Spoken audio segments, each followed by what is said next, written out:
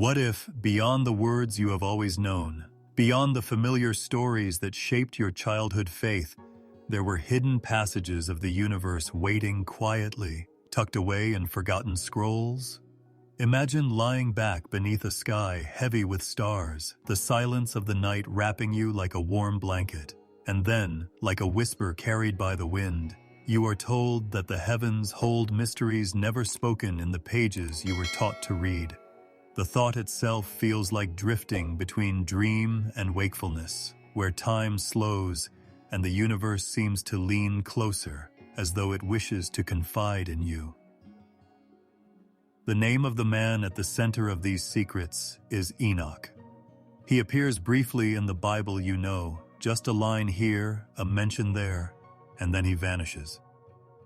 Enoch walked with God, and then he was not, for God took him. Such a short sentence for a man whose story stretches across the heavens. He is unlike the others. There is no tale of his death, no burial place to mark his end. Instead, he was lifted, taken away, carried into realms that no human eyes had seen, entrusted with visions of eternity. Enoch's silence in the mainstream scriptures is almost louder than words. The few details about him feel like an invitation, as if you are being teased with the edges of something vast and immeasurable. Why would God take him? Why not let him live and die as all the others did? What could be so important, so sacred, that heaven itself would open and draw him away? It is in the ancient book of Enoch, preserved in Ethiopia for centuries, that the answers begin to unfold. It is here that the secrets of the universe, veiled from most, are spoken softly like a lullaby for those willing to listen.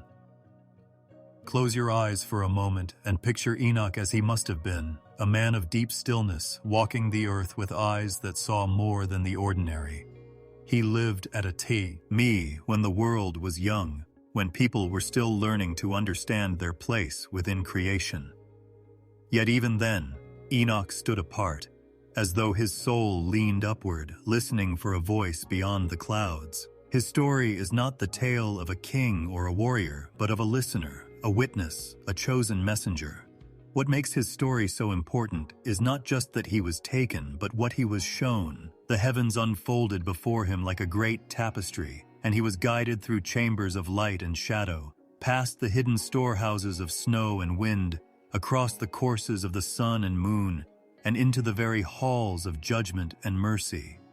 He was not taken to escape the world, but to return with its secrets.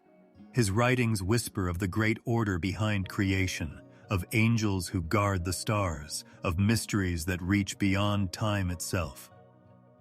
The Book of Enoch is not only a record of visions, but also a reminder that the universe is alive with meaning. Every rising sun, every changing season, every drifting cloud is part of a rhythm greater than we can see. When Enoch speaks, it is as though the sky itself leans down to share its secrets with us. His words feel like being carried along a slow-moving river, steady, gentle, yet filled with a power that humbles the soul. As you listen, let yourself drift with him into this atmosphere. Imagine the night deepening around you, the stars gleaming brighter, and the distant hum of creation vibrating in the silence. The story of Enoch is not loud, it does not rush. It comes softly, like a friend speaking by lamplight while the rest of the world sleeps. It invites you to rest, to listen, and to see beyond what has always been familiar. And now, as we begin this long and gentle journey through the secrets entrusted to Enoch, I ask something of you. Help me reach 1,000 subscribers on this channel. Share this story with your friends, so that together we may spread these ancient mysteries. Jesus will reward you for supporting this work. And before you drift deeper into this tale, write your name and your city in the comments below. Tell me the time at which you are watching this, so we may see how this story touches lives across the world. If your heart longs to read more for yourself, if you wish to hold the complete Book of Enoch and the Ethiopian Bible with its 88 books in English, the link is waiting for you in the description. So settle in, let the quiet wrap around you, and allow the story of Enoch to guide you into the secrets of the universe. Enoch led a life that, although it may have appeared normal to others, was infused with a rare purity long before he was carried into the heavens. Fields and sky, families expanding and creating their lives, men learning to raise their children, and women taking care of their homes were all part of his world. Every day went by in the rhythm of planting and harvesting, sunrise and sunset, but Enoch stood out in a subtle way. He didn't hunger for human acclaim or pursue power. His gaze was drawn upward to the one who had given everything life, rather than to the earth's transient treasures. Since his early childhood, Enoch had possessed a calmness that others observed but were unable to describe. Even as kids played in the dust, his heart was already reaching above the clouds. He worked with his hands, understood the weariness of the body, and experienced both the joys and sorrows of his people, so he was not immune to life's challenges. Nevertheless, he appeared to walk through it all with a silent awareness that God saw everything. His life became a living prayer as a result of this awareness, which influenced every action he took. Rituals and words meant to impress others were not the only foundations of his faith. It permeated every aspect of his life, including the way he spoke softly, the way he shunned violence, and the way he raised his mind to heaven when others were in despair. He lived during a period when corruption and selfishness were starting to seep into people's lives, and many hearts were already starting to turn away from God. Enoch, however, defied these trends and stayed faithful. His soul was like an unmistakable lamp that burned steadily in the dark. How he walked with God is a mystery. He chose to rely on God in every time he felt vulnerable, not because he was immune to life's hardships. Enoch put his faith in the invisible hand that governs all creation, while others looked for answers on their own. He remained steadfast when storms arose. He looked up at the sky when temptation struck. His constant decision to turn toward God rather than away from him was what defined his purity, not the lack of human weakness. It is said that Enoch became a scribe of heaven because his heart was already ready to receive words from God, not because he wanted the title. He paid close attention. He developed the ability to hear what others could not. His relationship with God was characterized by intimacy, stillness, and the silent times when God whispers secrets into the heart of a devoted servant rather than by obtrusive acts of power or signs intended to astonish the masses. Because heaven only shows its treasures to those who walk humbly in obedience, not to those who seek glory, this intimacy was what prepared him to be taken. Enoch gained wisdom over the years, and his presence among his people was a blessing. Being close to him was like being touched by a serenity that came from somewhere else, though they were not always able to explain why. He didn't say much about himself. Rather, his words were laden with eternal weight, straightforward truths that reminded the proud that their lives were nothing more than breath and lifted the tired. As if a window had been opened to let the light of heaven shine upon them, those who listened were rendered motionless. His life prior to his abduction was devoid of imposing monuments and noteworthy accomplishments. He left no armies, no kingdoms, and no enormous wealth in his wake. He left behind something much more significant, a testament to what it means to follow the Creator's lead. Enoch opted for the more subdued route, the concealed one, where the real ascent was made of spirit rather than stone, while men tried to construct skyscrapers. God recognized him as unique because of this covert walk and his unadulterated devotion. The simplicity of Enoch's story may be what makes it so captivating. The earth is not shaken by thunderous acts, lengthy tales of battle, or dramatic overthrows of kings. His quiet decision to keep his heart open to God day after day was what made him great. He raised his mind to the sky in the quiet of the morning, when everyone else was still asleep. He thought of the one who had given the sun its course as he worked in the afternoon heat among the fields. He spoke to God as a friend would speak to a friend in the silence of the night under the starry sky. This intimacy grew until it became too much for his earthly existence to bear. Even though he was a man, his spirit was so inclined toward heaven that God would eventually pull him completely into his presence. His heart was already residing in places that were invisible, and so the earth could not contain him indefinitely. Enoch lived what others only saw in passing. He had evolved from a man of faith to a conduit of divine trust, selected to observe and document what the heavens showed. Even though his life before being taken might have seemed straightforward, his purity was most evident in that simplicity. His faithfulness was what made him the chosen scribe of heaven, despite the fact that the world frequently underestimates the power of a faithful heart. When the time came for God to take him away, it was a natural progression of the life he had been leading rather than an abrupt break. He had been so intimate with God that entering eternity was a smooth transition into the presence he had always desired, rather than a break. The tale of Enoch serves as a reminder that greatness is sometimes determined by the quiet closeness of walking with God, rather than by the opinions of others. His life prior to his abduction was a protracted process of preparation, with every decision, act of faith, and moment of innocence molding him into the person who would hold the universe's secrets. He continued to walk faithfully and gently until heaven's gates opened to welcome him.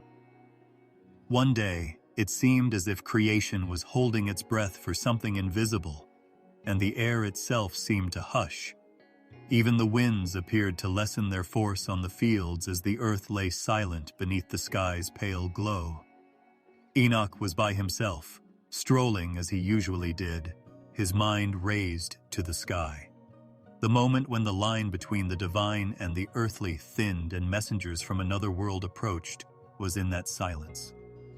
Because they were not constrained by the weight of the ground, he initially did not hear them as footsteps. Rather, it started out as a gleam at the periphery of his vision, a light that flickered faintly like a star caught in the mist of the morning. The glow intensified, bringing with it a serenity that went beyond mere silence. Around him, it appeared as if the lines separating heaven and earth were vanishing. Then he saw them, luminous beings, their bodies clad in innocence, their presence commanding yet gentle, strong yet calm. The angels descended with a grace that inspired awe rather than fear, not thunder or terror. Their enormous, bright wings spread out like streams of living light, each feather glimmering with hues that the human eye could not fully identify. Enoch felt as if he were standing in the embrace of eternity itself because of the warmth that surrounded him from the brilliance, which was gentle rather than harsh. Even though there weren't many, their presence permeated the entire area, as though the sky had lowered itself to greet him. Enoch's heart did not shudder in fear because despite their unfathomable glory, they were not malicious. Rather, there was a calm that calmed every racing thought and was so profound that it brought tears to his eyes without sadness. As if they had witnessed the birth of stars and carried the music of the cosmos within them, the angels gazed at him with eyes that seemed to contain the memory of creation itself. Enoch heard a voice that reverberated not in the air, but in his very soul, as someone stepped forward, the light surrounding him growing brighter. "You are called, Enoch," the gentle yet firm voice said. Something deep inside him was stirred by the words, which reverberated like ripples across water. Although he had always sensed God's closeness, the invisible world had never before become so apparent to him. He bowed his head, overcome not by fear, but by a sense of belonging, as if the journey he was about to embark on had been predestined for him before time even existed. His heart grew with reverence. He was surrounded by angels, and as the light surrounding them brightened, it seemed to be carving a path through the sky. He was no longer bound by the earth beneath his feet, but it was still there. The sounds, of the world, such as rustling leaves, flowing water, and distant voices, faded until there was nothing left but silence. The air became sweet and thin, He was raised, not violently, but as if he were being gently pulled into the flow of a river that was too big to ignore. His spirit was full of wonder, his body was light, and he was aware that he was being carried away from mortal sight. The colors that breathed like living things and the shifting patterns that seemed to be in time with the universe's heartbeat were shimmering all around him. He gazed at the angels at his side, and their gentle faces and unspoken but consoling voices reassured him. They served as mentors, protectors, and messengers of a summons from the one who had selected him, not from themselves. He had no sense of motion when the journey started, but he knew they were climbing. The ground disappeared with fading rather than speed, as though the world itself were slowly melting away. He caught a glimpse of the land below, dim and far away, like a shadow vanishing into night. Then the light intensified until there was only an apparently limitless radiance, no horizon to gauge distance, and neither below nor above. The angels sang, but there were no words in their song.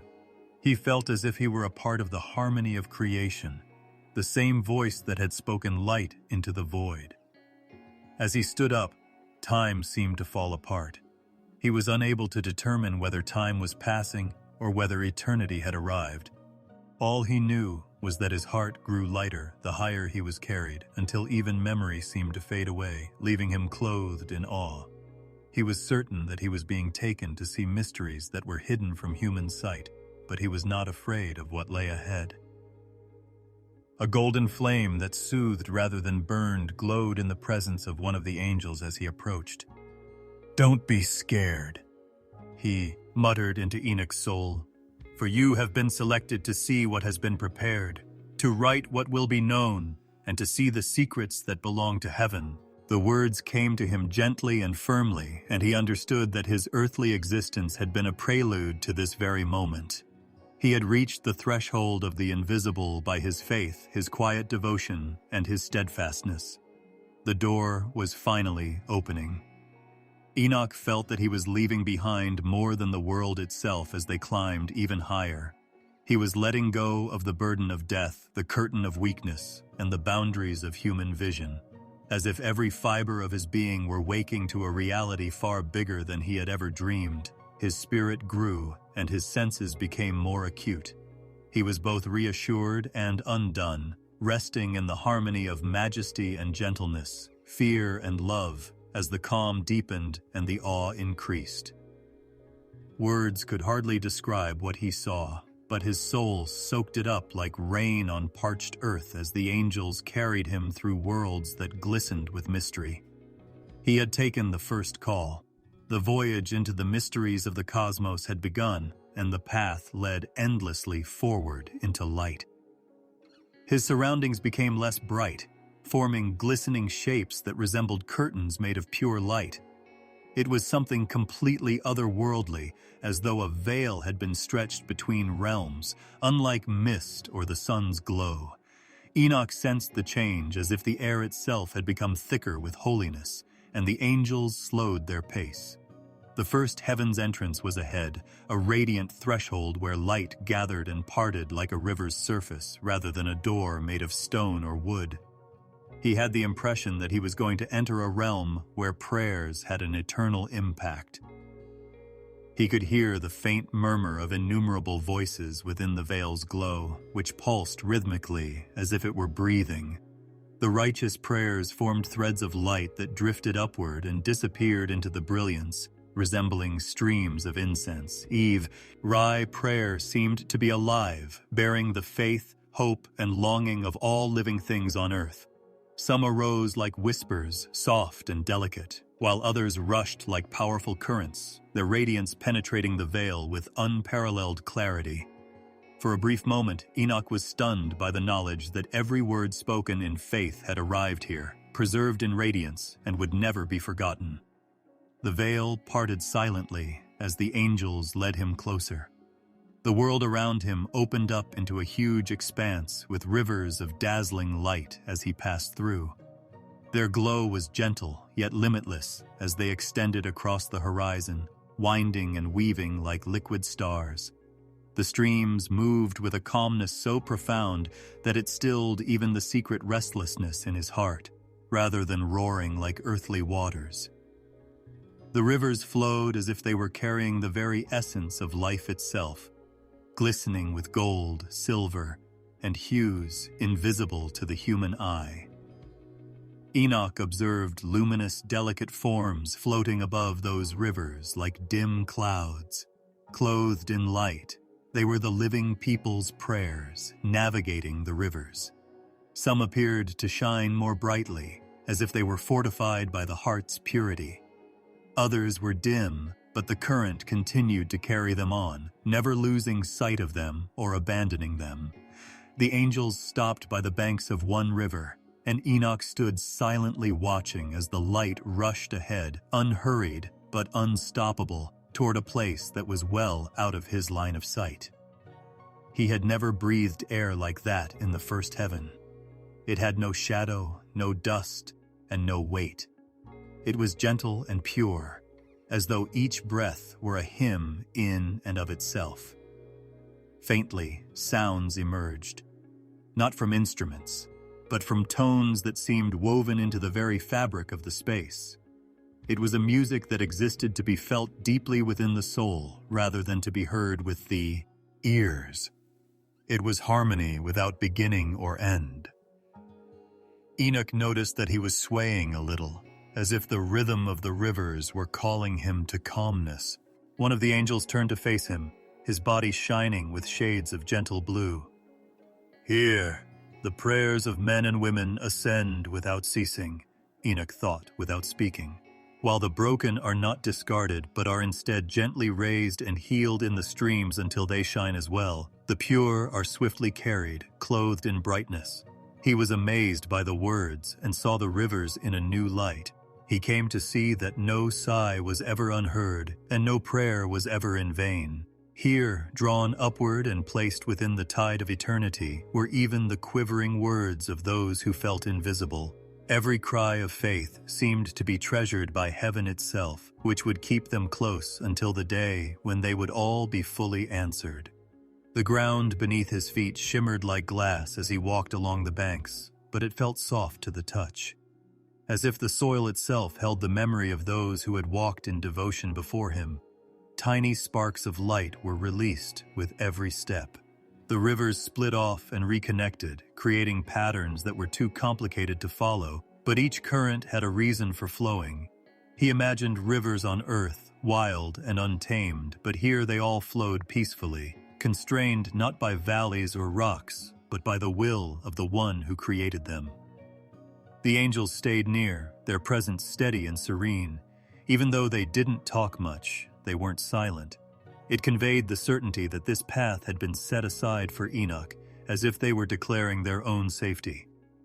He caught the faintest hint of what it meant to live in holiness as he gazed upon them, their faces calm, their light unfailing, their wings folded and unfolded with the silent elegance of dormant flames, shimmering faintly. Faint towers of light, glistening as if woven from crystal fire, rose like pillars beyond the rivers. As they extended upward into unfathomable distance seas, they appeared to hold the heavens in place. The rivers meandered between them, carrying the prayers higher and higher, toward worlds he had never seen before. Enoch felt a stirring of anticipation as his eyes followed them until they disappeared into the radiance. Even though he was surrounded by mysteries, nothing seemed strange. His soul seemed to have been here all along, waiting for the right moment to awaken. He followed the angels to the brink of another stream, its surface placid and silver-like.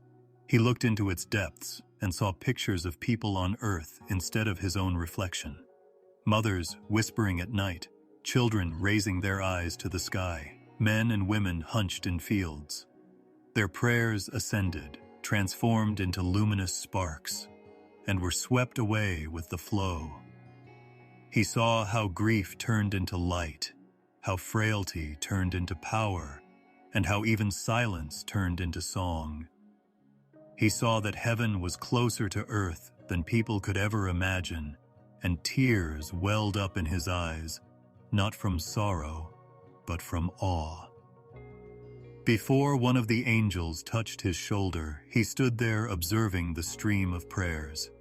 It was a gentle touch, but it gave him new strength. He knew without a word that it was time to go on, past the first heaven, to even greater realms. He took a final look at the rivers, their serene light extending into eternity, carrying the incessant voices of the believers with it. Then he moved forward, led again into the light, the way revealing itself to him like the first light on a limitless sky. Enoch sensed the change as if he were moving from sunlight into shadow, as the light that had illuminated the first heaven gradually started to dim. A silence descended upon his soul as the rivers of dazzling light and the never-ending prayers that rose like incense slipped behind him. The angels were still beside him, their light constant, but even, they appeared more solemn now. The path narrowed into an endless valley as the light faded into gray ahead. As though the room itself held grief, the air was still and heavier than before. The earth beneath his feet became icy and dark, rough as age-hardened stone. The air was devoid of soft melodies and streams of light. Rather, there was a dense, continuous, and nearly intolerable silence. It pressed against Enoch's chest, heavier than the earth's air had ever been. The silence conveyed a sense of anticipation, postponed judgment, and unfulfilled promises. He slowed his pace and peered ahead uneasily, sensing that this place was not deserted. Then he saw them in the valley's gloom. Half-veiled shapes, forms shackled to chains, glowed dimly in an unnatural light. They were angels, but they had long since lost their radiance.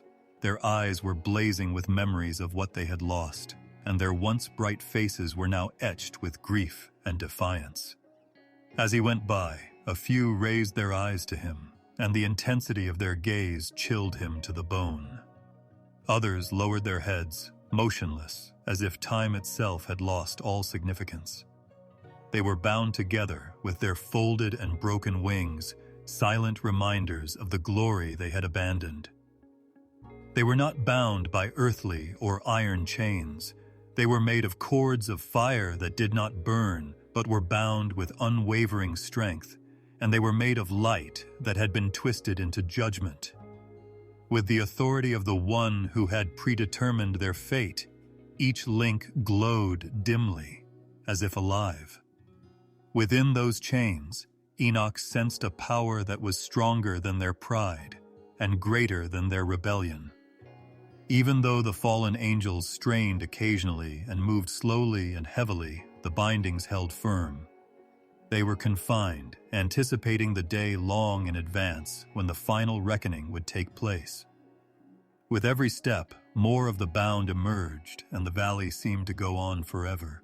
Innumerable, their voices were silent, but their presence was overwhelming as they filled the shadows. Enoch's hair, or it trembled as he recognized that he was walking among people who had previously been in the heavenly courts, had seen God's face, but had chosen to disobey him. The echo of their fall, the breaking of the harmony that had led them here, was almost audible to him.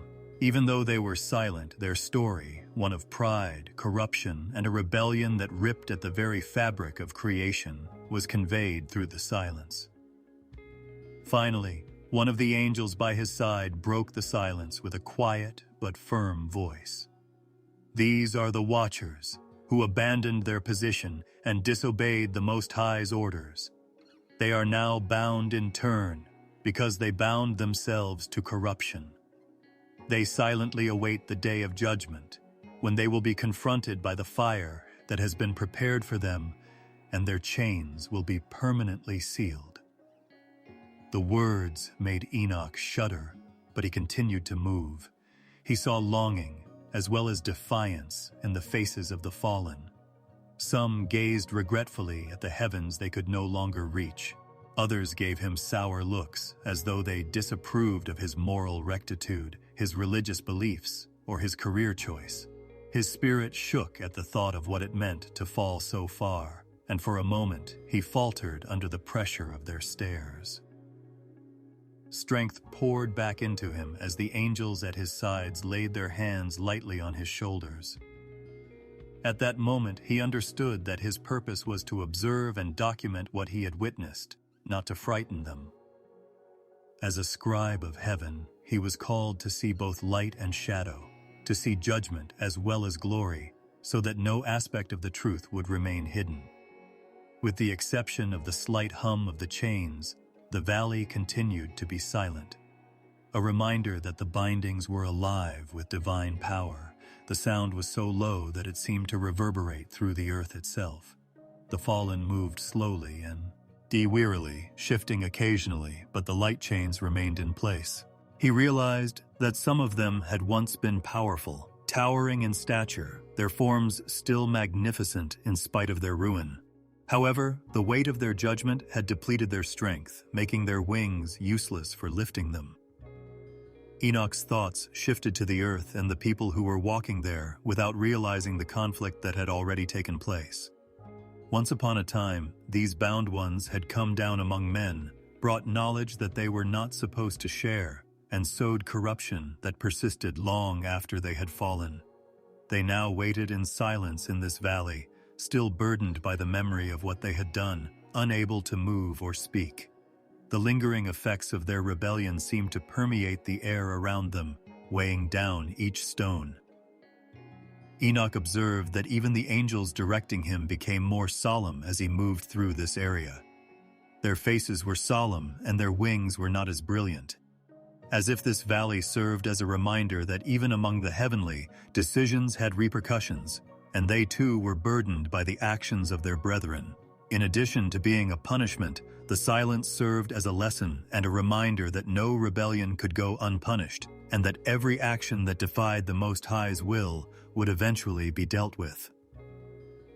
Although the valley's path appeared to go on forever, Enoch sensed that it was coming to an end.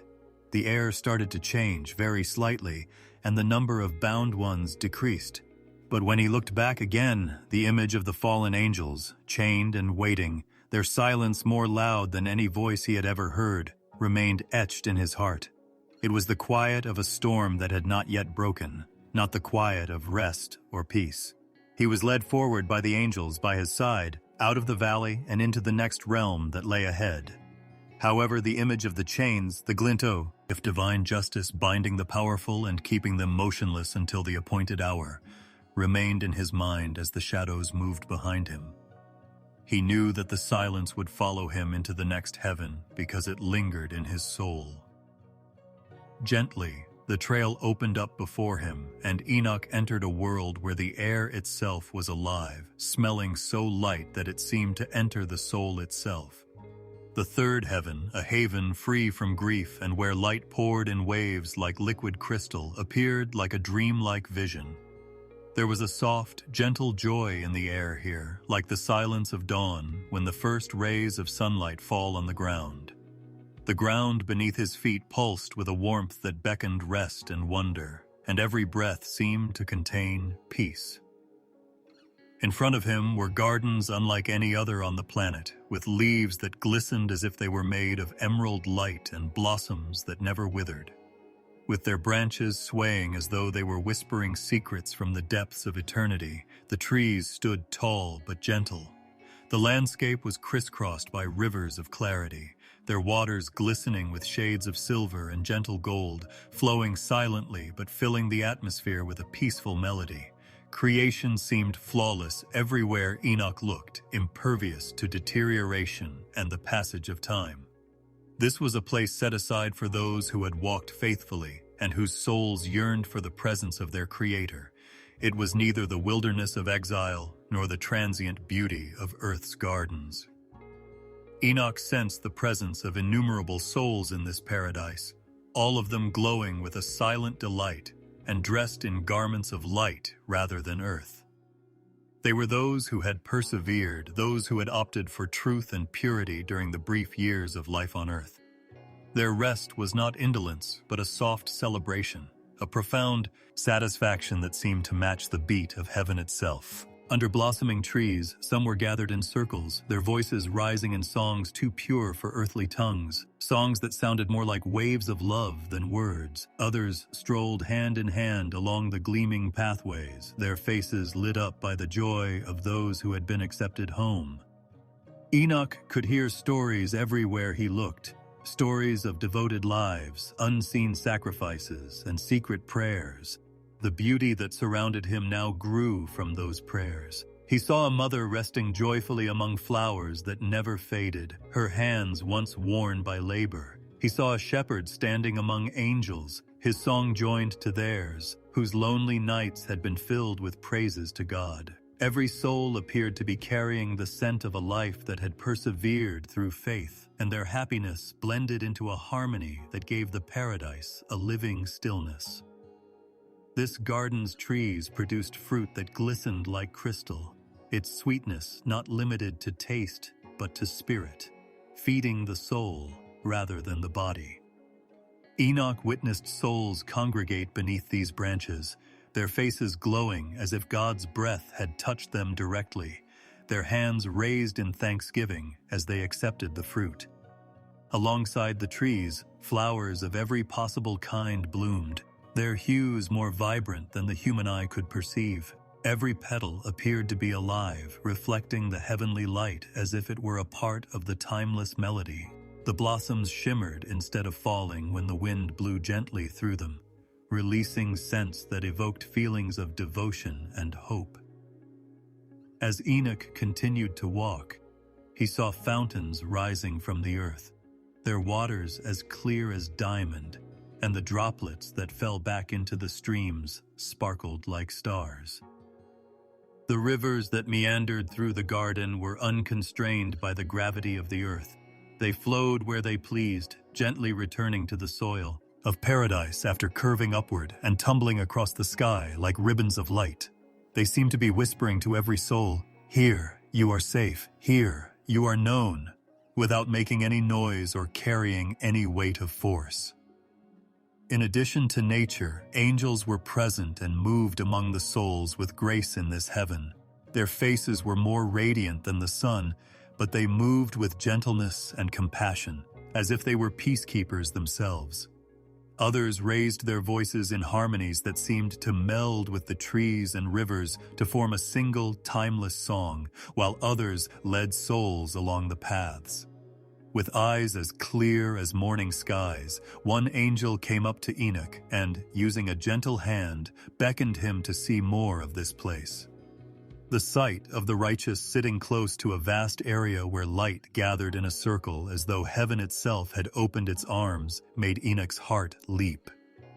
In addition to sleeping, these souls were conversing with one another and participating in a camaraderie that went beyond physical bonds. Instead of speaking in national languages, they communicated in a spirit-based language that was universally understood, a communion of love and truth. He sensed an unbroken joy among them, a joy that was devoid of shadow and sorrow. Unlike on earth, time did not flow in this heaven.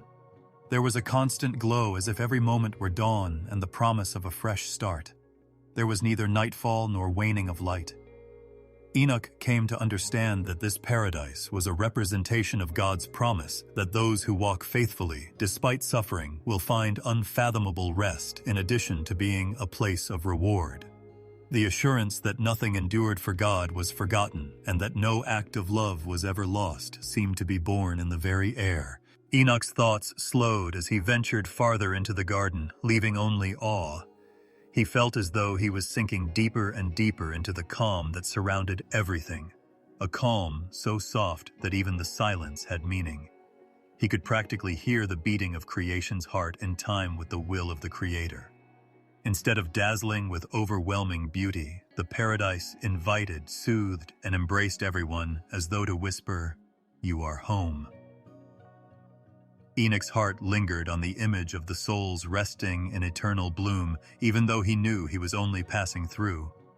The gardens went on forever, with the scent of hope realized, rivers sparkling like the first light, and voices raised in unending delight. A place where the righteous slept, and the beauty of God's promise glowed endlessly. It was the image of eternity painted with living light. The soft glow of the third heaven gradually gave way to a world full of a brilliance that Enoch had never seen before as he was guided forward. The vast expanse of celestial wonder that opened above and around him was not the serene shimmer of rivers or the warm glow of gardens. The fourth heaven expanded, revealing the secrets of the heavens. Here, rather than appearing as far-flung spots in the night, the great lights of the universe came to life as living, breathing bodies of light and fire that moved with purpose and order. The heavens appeared to be alive, with each distant glimmer carrying significance, each star thoughtfully positioned, and each planet in harmony with the Almighty's will.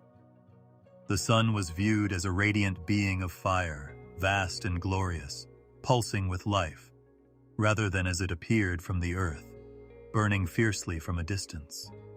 Angelic guardians, beings with the power to direct its rising and setting, moved around it. Their movements were precise, almost ceremonial, and their wings glowed with the same brilliance as the sun itself, in order for it to faithfully shine upon the earth below, bringing warmth, seasons, and growth in precisely the right amounts. They protected its path. The sun was a servant of order, kept within its circuit by divine command, and watched over and directed so that the world could thrive in its light. It was neither wild nor aimless. The moon emerged beside the sun, silvery and soft, reflecting light and a gentleness that counterbalanced the intensity of the day. From below, its surface glistened with colors far beyond mortal vision, streams of silver, blue, and violet that seemed to be alive.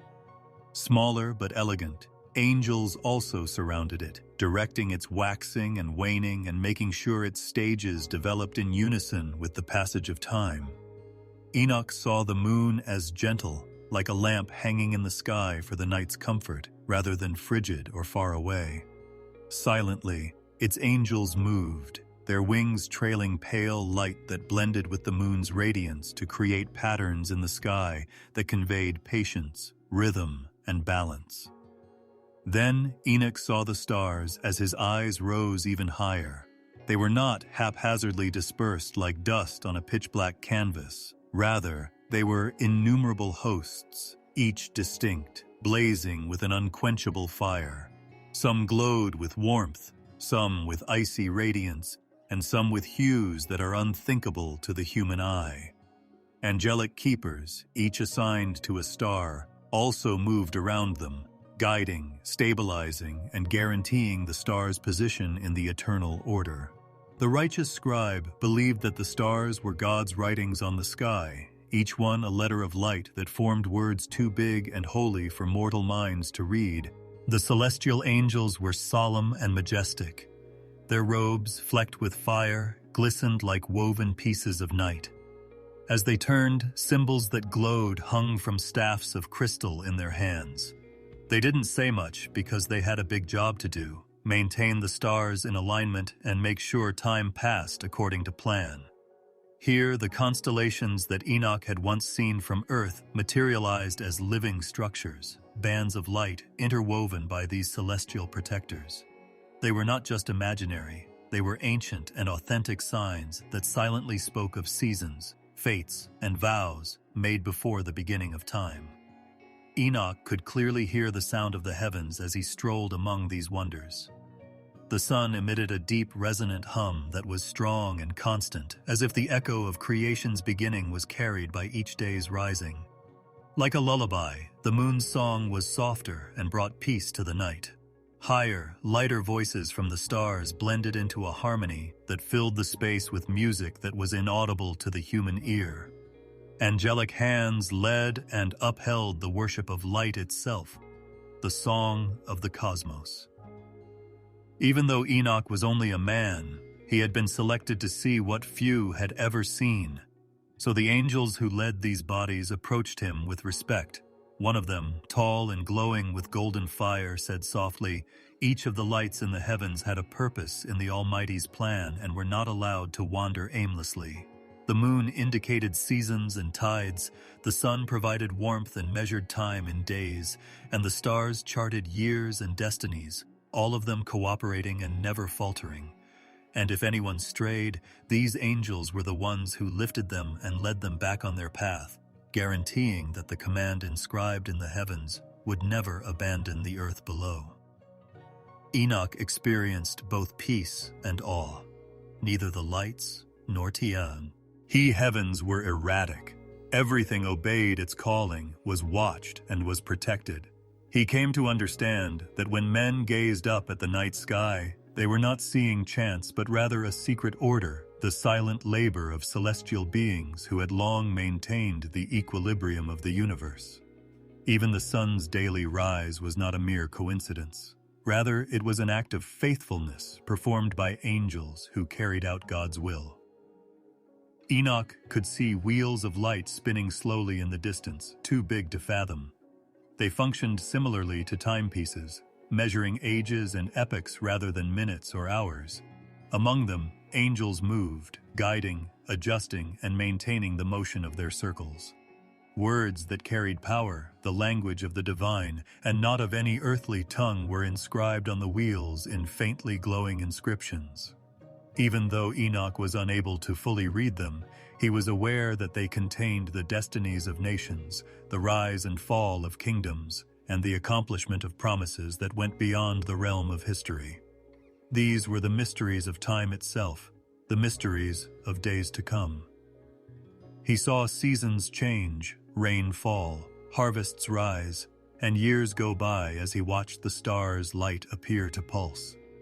It seemed as though the Earth's existence was closely linked to this enormous symphony of the heavens, with the angels making sure that time passed perfectly, not too fast, not too slow. Standing there meant realizing that every sunrise, moonlit night, and constellation traced in the sky was evidence of order, guardianship, and the Creator's constant watchfulness through his angels. Thus, amidst the splendor of the fourth heaven, Enoch stood silently. The moon's silver gleam glowed softly, the sun's fire glowed steadily, and the stars glittered in countless patterns, all of them alive and true to their path. Not a single flame of light deviated from its course as the angels moved gracefully. For the first time, Enoch saw the heavens as tended fields of light, supervised by creatures who worked tirelessly to preserve the harmony of creation, rather than as far away or inaccessible. He was aware that he was standing in the very center of the universe's beating heart when he saw this vision of cosmic order, which was painted with care rather than chaos. Enoch entered a world unlike anything he had ever seen as he was guided forward from the splendor of the fourth heaven, where the great lights of the sky moved in perfect order. The change came abruptly but softly, as if a delicate veil had been pulled across the light. The fifth heaven appeared to him with a stillness so oppressive that it felt as though it were pressing against his very soul, rather than with brilliant light or the colorful gardens of paradise. Here, silence reigned, a weighted silence that was more than just words. It was the quiet of grief, of songs that had been raised but were now unsaid. Here he saw innumerable angels gathered in ranks longer than the eye could follow. There was a tiredness about them, despite the fact that their forms were brilliant, their wings were enormous, and their faces shone with the same radiance as those he had previously seen. These stood still, staring up as if they were waiting for something that was out of their reach, in contrast to the sun and star angels who moved purposefully. Their robes glowed slightly, as though the light inside them had faded, not gone, but muted, due to the burden of grief they bore collectively. It was immediately clear to Enoch why this place felt different. Here were choirs of angels whose voices rose in unison like powerful rivers of sound, and who had once raised praises that rocked the heavens. However, those voices had now been silenced. Their wings were folded tightly against their sides, their mouths remained closed, and their harps hung silently in their hands. Their inability to sing was the reason for the silence, not the lack of a song. The hymns that used to flow freely seemed to have been held back by an invisible grief that had closed their throats. The sorrow of these silent choirs was echoed by the grief that was heavy and lingering in the air. They were not fallen, but their grief was profound.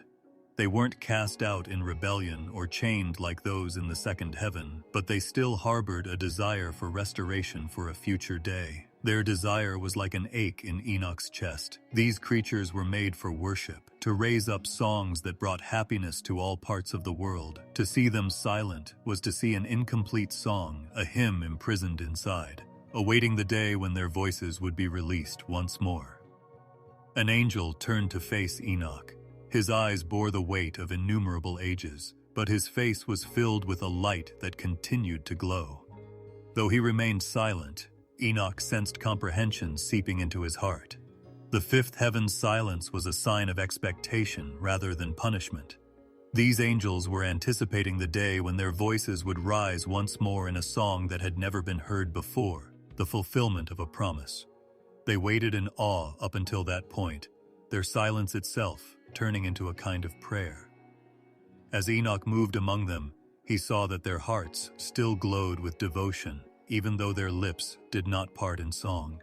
He sensed the silent prayers rising from them, prayers that were burning inside like incense, but were not spoken out loud.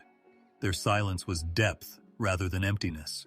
Restrained until the designated hour, each angel stood like a vessel containing a powerful ocean of song. The quiet wasn't dead, it was strong. Enoch was filled with wonder because these angels' devotion reached the throne of heaven. Even though they were silent, the area surrounding them was open, spacious, and devoid of the other heaven's radiance. The air was softly dimmed, neither light nor shadow, but a serene twilight that complemented the choir's tone. There were only the innumerable ranks of angels waiting, each motionless as a statue but alive with controlled light. There were no rivers flowing, no flowers in eternal gardens, and no fiery fire of suns and stars. Even though they were folded, their wings had a faint glow that gave the whole realm a subtle shimmer, similar to moonlight reflected on calm waters. Trying to picture the music they had sung together made Enoch's heart hurt. How much more power would their voices have when they were allowed to sing again if their silence had such power?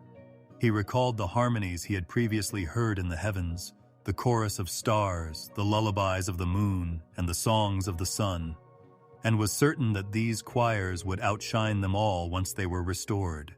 The realization that he was standing in a waiting area, a pause in eternity, where the greatest song was still to come, filled him with both hope and sorrow. The angels did not stir, but they appeared to be aware of him. They remained silent, but Enoch sensed their recognition as if it were a gentle wind rustling his soul. They seemed to want him to share their story, let him know they were waiting, and share their hope. Their silence was more powerful than any hymn, even though they didn't sing to him. It spoke of perseverance, faith, and confidence in the one who had assured them that their voices would one day be heard again. Enoch realized then that not all forms of worship are good. Waiting, remaining motionless, and silently trusting when words cannot be spoken are all forms of worship.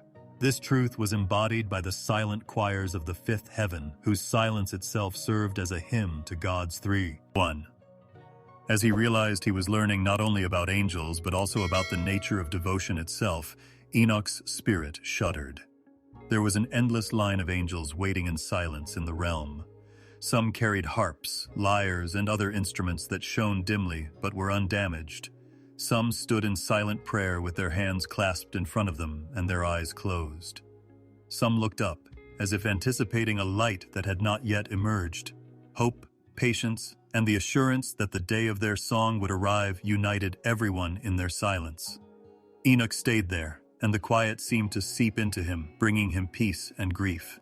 He had the impression that he was standing in the silence before a huge storm, or the silence before sunrise, when everyone is holding their breath in anticipation of the first light. The silence was one of expectation rather than despair, and even though it weighed heavily on him, it also gave him hope, and reminded him that waiting can be a sacred act. As Enoch went by, the angels of the fifth heaven remained motionless, but their presence enveloped him like a shroud. He sensed their patience, hope, and profound respect, and he took it with him as he got ready to continue his journey. And as he moved forward toward what was beyond, the silence of that location took on a musical quality of its own, even though no voice was raised and no hymn was sung. The air became clearer and brighter as Enoch was led on, and it was filled with a rhythm that was not sound but order itself. As soon as he entered the sixth heaven, he realized that this world was distinct from all others. Here, motion was deliberate and gracefully precise. A harmony of activity replaced the stillness of sorrow that weighed on the fifth heaven. It was like the turning of wheels that never stopped, with each part operating in perfect harmony with the others. There were no rivers or gardens here, no chains of disobedience, no choirs waiting for salvation. The councils of heaven worked diligently at their designated duties here, and creation itself was supervised. Large halls stretched out in front of him, but they weren't halls in the traditional sense. The people who lived there shaped these areas of light. There were a lot of angels there, sitting in circles and ranks, all of them bright with clarity. Instead of weapons or harps, they carried scrolls that glowed like living fire and tablets with inscriptions that seemed to write themselves while he watched. The story of creation was woven into uninterrupted lines by these scribes of heaven, the recorders of deeds who documented every action performed under the sun. Every human thought, decision, and creation was recorded here, not just with condemnation but also with justice, weight, and truth. Their discipline astounded Enoch.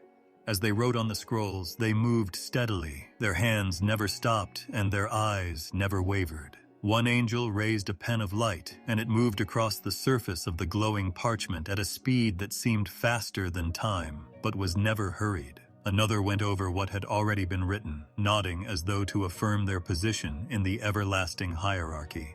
A faint whisper, like a quill on paper, multiplied by thousands. The sound was subtle, but there, filling the air with a constant hum of devotion. Although it wasn't a song, it was music nonetheless. The music of documentation, of remembering, of responsibility woven into the very fabric of creation. However, these councils were not just writers.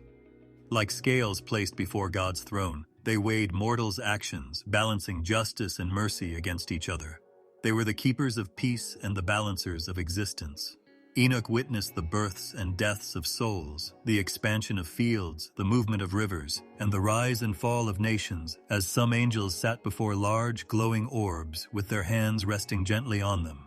It was their responsibility to aim not to govern, to make sure that everything stayed on its designated course and did not degenerate into chaos or wander.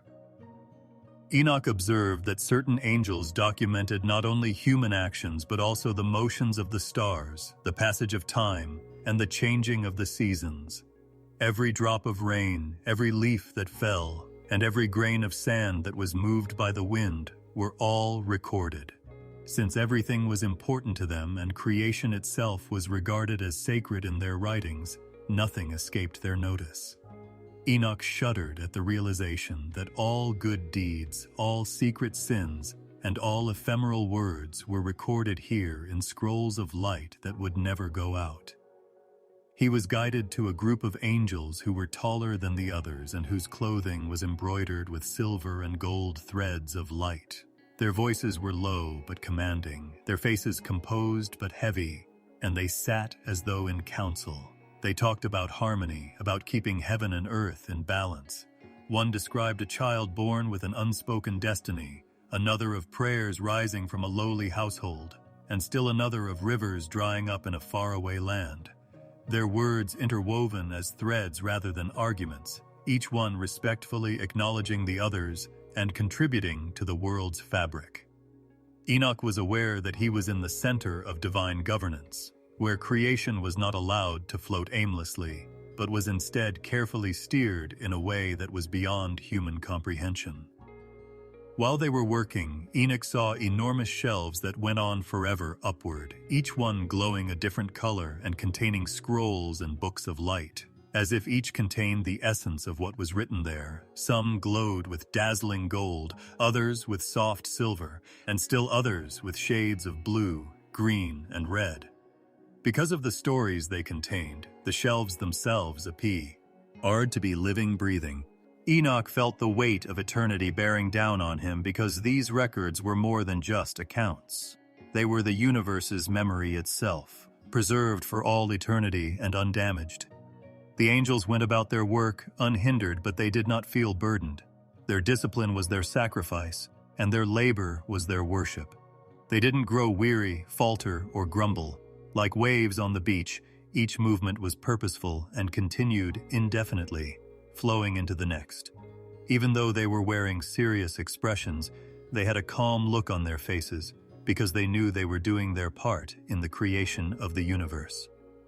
As Enoch observed, he came to understand that the councils wrote acts to honor as well as to condemn.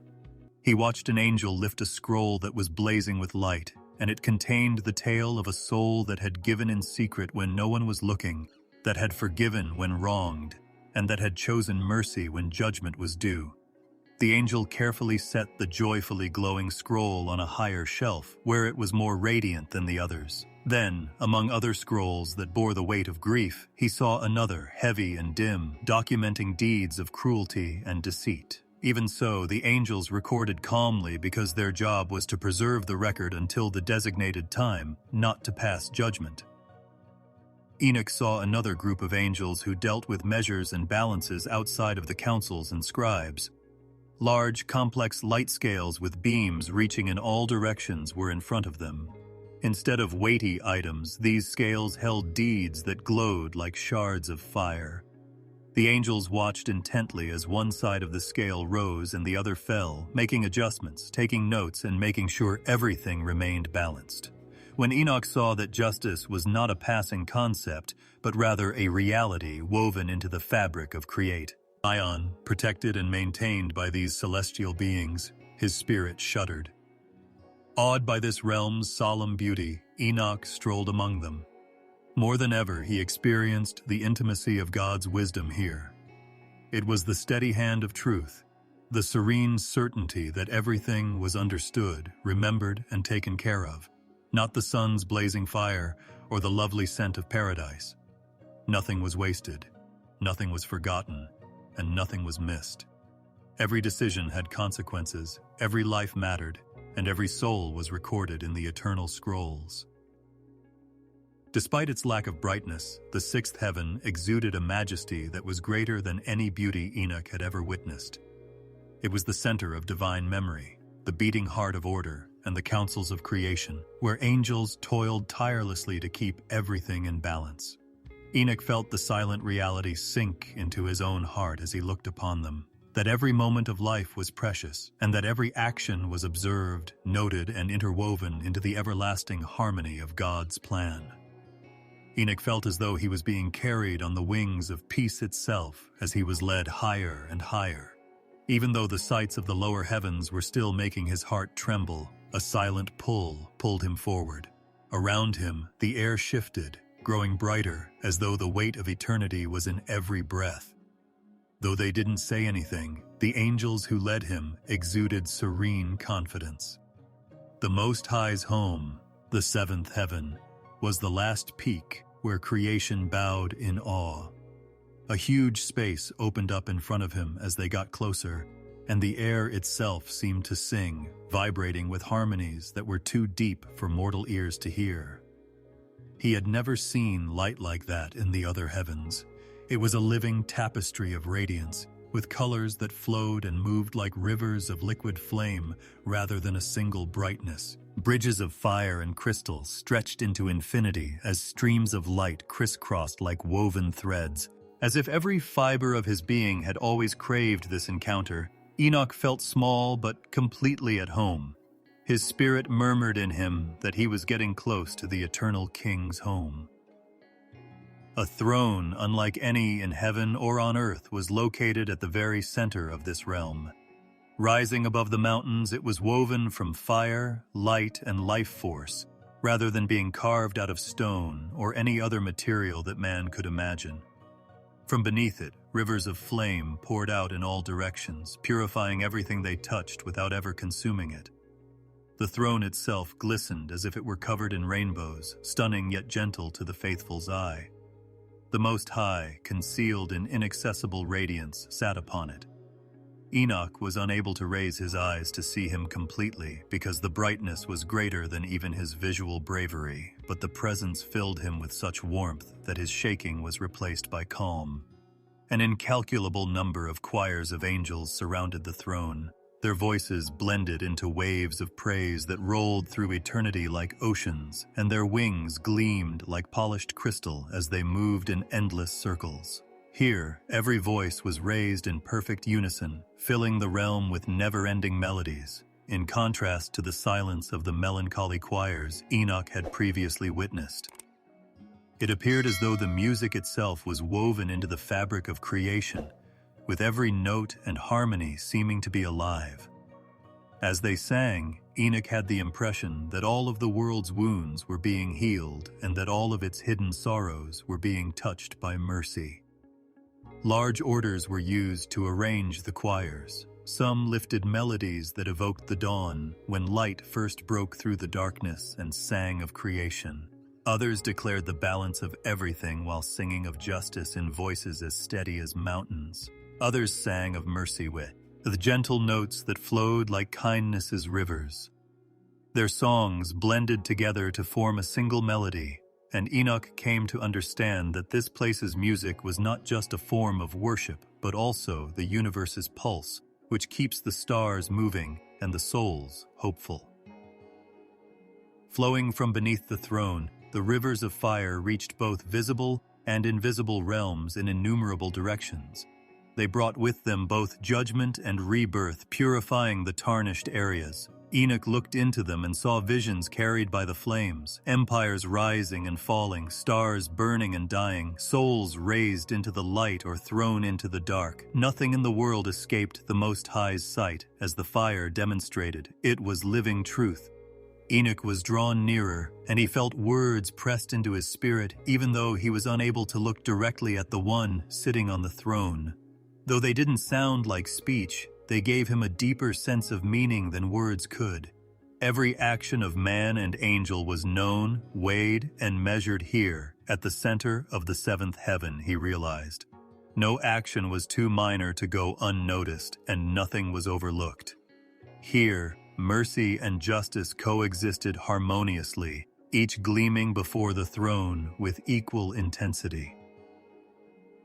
The seven archangels, luminous creatures who guarded the secrets of eternity, were also positioned around the throne. Gabriel had the fire of divine message, Raphael the glow of healing, Uriel the brilliance of wisdom, Michael the strength of unwavering justice, and others whose presence Enoch could hardly fathom. With their wings lowered in respect, they stood before the throne as servants rather than as independent lords. Because such powerful beings bowed before the eternal like children, Enoch was astounded by their humility. Adoration seemed to fill the air itself. Flashes of lightning swept across the heavens, but they were not frightful. Rather, they sang, as if fire itself wished to be worshipped. Every sound carried harmony instead of chaos, and thunder rolled in time with the angelic choirs like drums. Enoch had the impression that he was hearing the song of creation itself, the tune that was sung at the beginning of the universe. Time as Enoch had known it did not exist there. Eternity felt like a single breath, but moments stretched like eternity.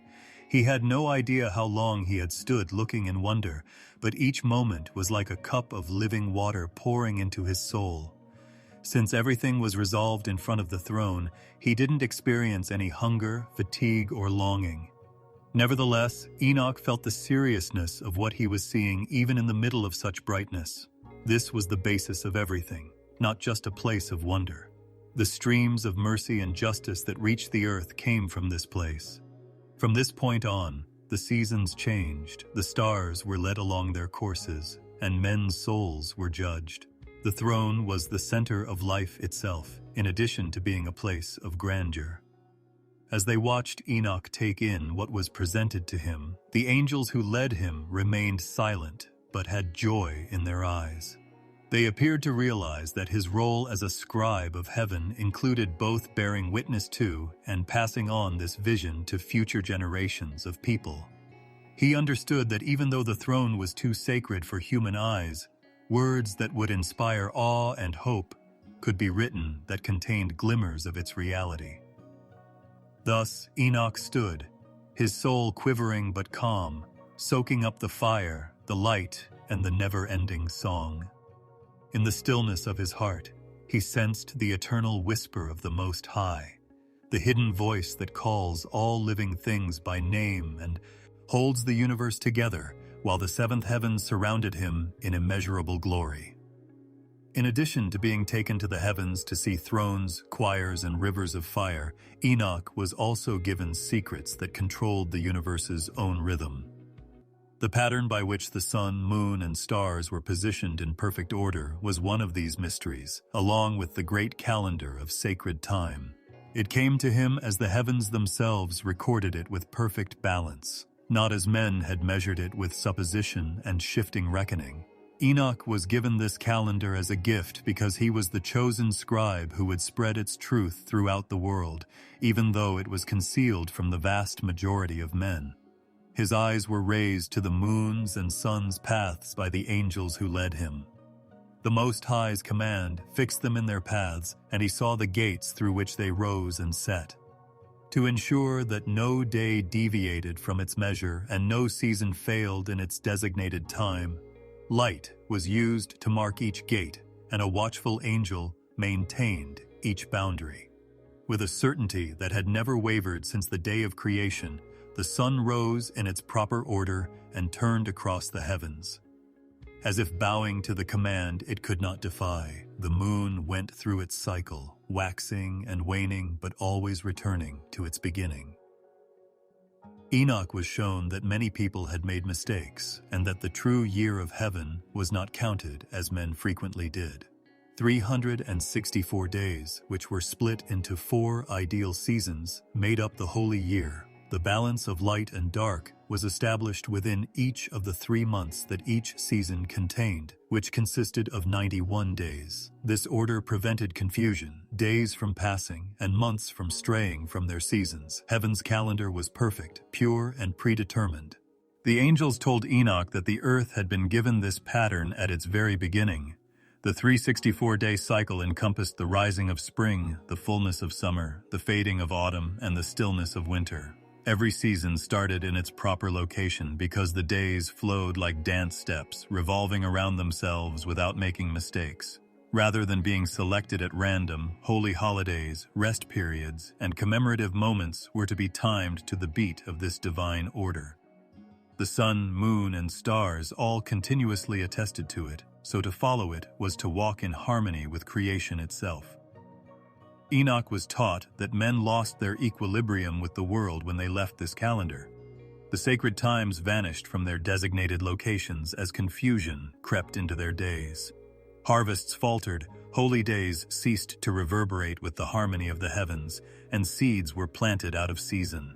The angels were saddened by this because the Most High had not brought about chaos but rather a beautiful pattern and rhythm that brought about both earthly and spiritual peace.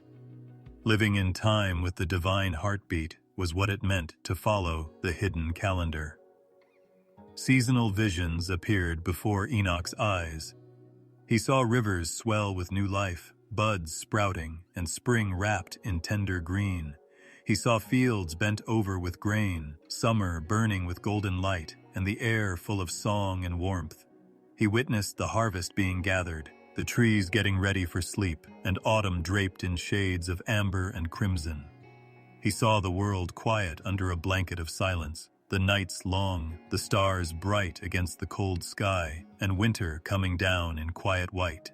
Every season had its own splendor, each determined by the same unalterable law and reoccurring in perpetual renewal. He was shown by the angels how even the stars were a part of this cycle. As the months went by, constellations rose and fell, and their patterns served as indicators of time. Despite not ruling the world, they attested to the order established by the Creator. Never free from the harmony of the 364-day year, the Pleiades, Orion, and the roving lights that men would later refer to as planets all traveled along predetermined routes. At that moment, Enoch realized that the heavens themselves were like a huge clock, with each movement bearing witness to the wisdom of the One who created them. He felt a soft sadness as he took in these things. He observed that men would choose incomplete measures instead of using this calendar. They would shorten and lengthen years, follow cycles that changed over time, and lose the intimacy with the design of creation in the process. Holy days would be forgotten, festivals would be misdirected, and generations would go by without understanding the tranquility that accompanies harmony with the divine order. But the truth would still be there, waiting for those who sought it with sincere intentions in the secret writings and the scrolls entrusted to him. He was reminded by the angels that the 364-day year was a sacred rhythm of worship as well as a measure of time. There were designated offerings of praise for each season. The song of spring was one of new beginnings, of hope-filled seeds sown in the soil of faith. The labor of man was crowned with plenty, and summer was a hymn of toil and fruitfulness. Autumn was a time for thanksgiving, when blessings gathered before silence. Winter was a time of waiting, with the promise of light returning to break the long night. When combined, these seasons created a circle of devotion that taught men that in God's presence, all life was subject to the passage of time. Enoch saw the angels spread the scroll of days in front of him, writing each line in flame. Weeks passed, 7 days indicating each step, continuous and unending. Among them, Sabbaths gleamed like jewels, shining more brilliantly than the others, serving as a reminder to creation to take breaks from work. For the wandering soul, the calendar served as an anchor and a gift rather than a burden. Men would find serenity in its steady rhythm, living in harmony with, rather than in opposition to, the order of heaven. Enoch's spirit was covered like a mantle by the mystery of sacred time. Holding it, he realized, was the key to bringing heaven and earth into harmony. Losing it would mean wandering in the dark and never understanding the entire creation song. He felt the weight of his calling as he looked at the scroll's flames. To write it, to preserve it, to remind future generations that the Most High had established a rhythm for their days. The heavens surrounding him appeared to breathe with the serenity of eternity in the silence of that realization. Like the days in the great circle of the year, the light flowed softly across the vast expanse.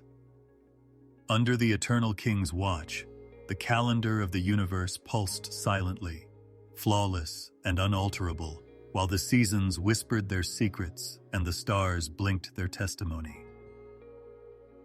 The fabric of time itself appeared to spin like a huge wheel as Enoch was guided deeper into the vision of the heavens. His eyes were raised to the sky by the angels again, but this time he saw it differently than mortals do. There was a single sun and a scattering of stars. He observed the complex web of routes that the luminaries followed, each one governed by law and directed by order. The moon did not wander aimlessly, and the sun did not rise by accident. Enoch was selected to be the eyewitness to these secret routes, and every light in the Hekish Evans moved in accordance with the directive of the Most High. He was shown how gates at the edge of the world allowed the sun to enter and exit. The sun rose and set through 12 gates that were positioned on the horizon, 6 in the east and 6 in the west. It went through the central gates during the spring days, bringing with it equal parts darkness and light to the earth. The sun rose higher through the northern gates as the months passed, extending the days into the long, bright summer. After that, it went down once more, reaching the central gates and then the southern ones, where the days dwindled into the quiet of winter. The sun measured out the year in accordance with God's will in this cycle, which was unbroken and certain. He was informed by the angels that the sun was not traveling alone. The moon also followed a predetermined course, waxing and waning in perfect time. Though its cycle carried its own sacred testimony, it gleamed with borrowed light, reflecting the sun's brilliance. Over the course of its 29.5-day round, it taught men about rebirth, loss, and rebirth, fading into darkness and rising again into light. The moon never resisted its measure. Instead, it bowed obediently to the order, and in doing so, unlocked the secret of time's slow return. When Enoch observed how the two great lights cooperated, he was astounded. The moon ruled the night, protecting peace and quiet, while the sun ruled the day, bringing warmth and growth. However, neither was superior to the command that held them both. Each turn of the sun across the sky and each phase of the moon across the month, all moving with a harmony so complete it could only have been the work of eternity, meant that their paths were not haphazard ramblings but rather intricate threads of a larger design. Beyond them, the stars glowed in countless hosts, each one positioned like a stone in a huge mosaic, each one fixed in its constellation. They were not meaninglessly dispersed. They had their own paths, rising and falling according to their designated seasons. None of them deviated from the prescribed order, though some were brighter than others. They served as indicators of the passing of the months and seasons, narrating the passage of time in light rather than words. To Enoch, who was shown their hidden roots, they were living examples of divine order, but to men they seemed like far-off fires. The angels clarified that the luminaries' paths weren't just for aesthetic reasons. They controlled planting and harvest, heat and cold, and day and night. The seasons were brought about by the sun's journey, which gave the earth instructions to awaken, grow, and rest.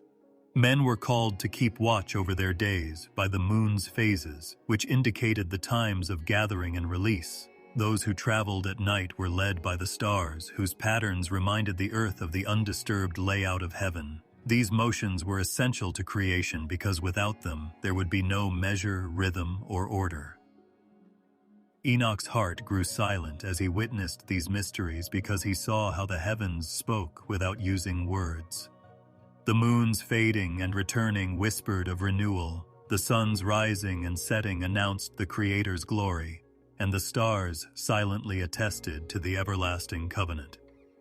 Their testimonies filled the world, reaching every nation and generation, despite the fact that not a single voice was raised. Even though many people looked up without understanding, they could see God's order written across the sky. However, Enoch was granted sight of both their gleaming roads and their unseen thoroughfares, the unseen thoroughfares they traversed. As the vision deepened, he noticed angels positioned at each of the horizon's gates. As stewards of the light, they made sure that no light went beyond its designated spot. They had the measure of time in their hands, their eyes were constantly on guard, and their forms were radiant. The angel there paved the way when the sun arrived at its gate, and once it had finished its journey, the gate was shut until it returned. Since the order was set from the start, and the angels themselves took pleasure in upholding it, none disobeyed. This realization weighed heavily on Enoch because he realized that the earth's equilibrium would be upset if the sun or moon deviated from their courses. However, he was shown that this was impossible because the Most High's command was constant. The men who failed to see the luminary's testimony were the ones who faltered. Men made mistakes with their calendars, forgot holy days, and took actions that confused them. The heavens, however, never wavered in their cycles and continued to shine their light faithfully, calling men back to harmony. He saw how the righteous would reverently gaze up at the sky, arranging their days in accordance with the actual order of creation. They would view the changing of the seasons as the manifestation of divine wisdom rather than as a random event. They would be grateful when the sun rose and remember when the moon appeared. They found peace in their lives as a result of walking in unison with the luminaries. However, those who disregarded them and pursued their own reckoning wandered aimlessly, never fully benefiting from the sacred rhythm of time. Enoch became aware that the stars above him were also alive with praise as they appeared to pulse as though they were breathing. Their journeys connected earth and heaven in unbroken harmony, much like threads woven through the fabric of creation. He observed constellations rising in the south, others circling the north, each emerging and disappearing according to the season. No one rushed or fell behind. Even the roving stars, which men would subsequently refer to as planets, were constrained by the roads they were assigned. Enoch felt as if he were in the middle of an enormous symphony, with every movement being a measure and every light being a note, all under the direction of the eternal composer. Silence enveloped him as the vision persisted, only broken by the gentle flicker of light across the sky. The angels were standing next to him, their eyes focused on the luminaries' paths, their faces calm.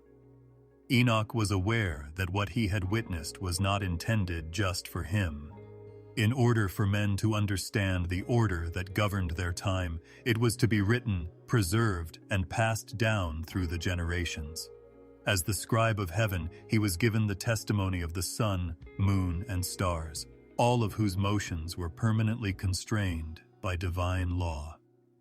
Enoch's spirit thus absorbed the truth that time itself was a sacred gift, carried across the heavens by the paths of the luminaries, unbroken, eternal, and radiant with the glory of the Most High. This is what happened beneath the limitless sky, with the fire of the stars above him and the serene guidance of the angels beside him. As Enoch continued to be led, his eyes were opened to yet another secret of creation, one that the earthly men could only speculate about when the skies grew gloomy or the fields were dusted with snow.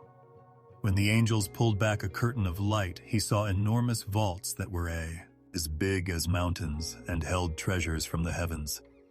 These were the weather's storehouses, not gold or silver treasures or jewels that gleamed in the sunlight. Here in waiting, snow, rain, hail, and storm were all kept under watch until the designated moment. It appeared as if the season's very breath had been sealed off and kept in rooms that only the Most High could access. Before him, the snow vault unfurled first. It was a limitless white plain that glistened with a brilliance that no earthly frost could match, and it extended as far as his eyes could see. Silently, the snow lay in huge mounds that glistened like crystal. It waited for the word that would send it down to earth, but it neither melted nor moved. Over these reserves stood angels, tall and radiant, their clothing as bright as the first light of winter. They had no weapons because they didn't need them. Their obedience was their power. When the season arrived, they unlocked the gates, and snow fell, blanketing the ground in silence and purity, and serving to irrigate the soil and silence human clamor. Enoch was then shown the rain storehouse, where he witnessed an unfathomable wonder. Large streams of transparent water ran through the room, but they did not scatter or fall. Each drop glistened with light as they stayed suspended, gathered into waves that resembled glass walls. The angels on guard here carried bowls of gleaming silver, which they filled with measured portions and let out when the time was right. Rain did not fall randomly or at the whim of passing clouds. In response to a command from heaven, it was extracted from this vault, measured according to divine decree, and then poured out onto human fields. The soil was softer for seeds after a few light rains. Others poured in, filling valleys and overflowing rivers. Here, each type was kept until the designated time. The vault of storms was so magnificent and terrifying to see that Enoch's heart stopped. The winds gathered here, howling like lions in their cages. He observed whirlwinds that coiled like snakes, their bodies straining and twisting as though they were ready to be let go. Like deep-voiced beasts, thunder slept in these halls, growling low, waiting to erupt in thunderous roars.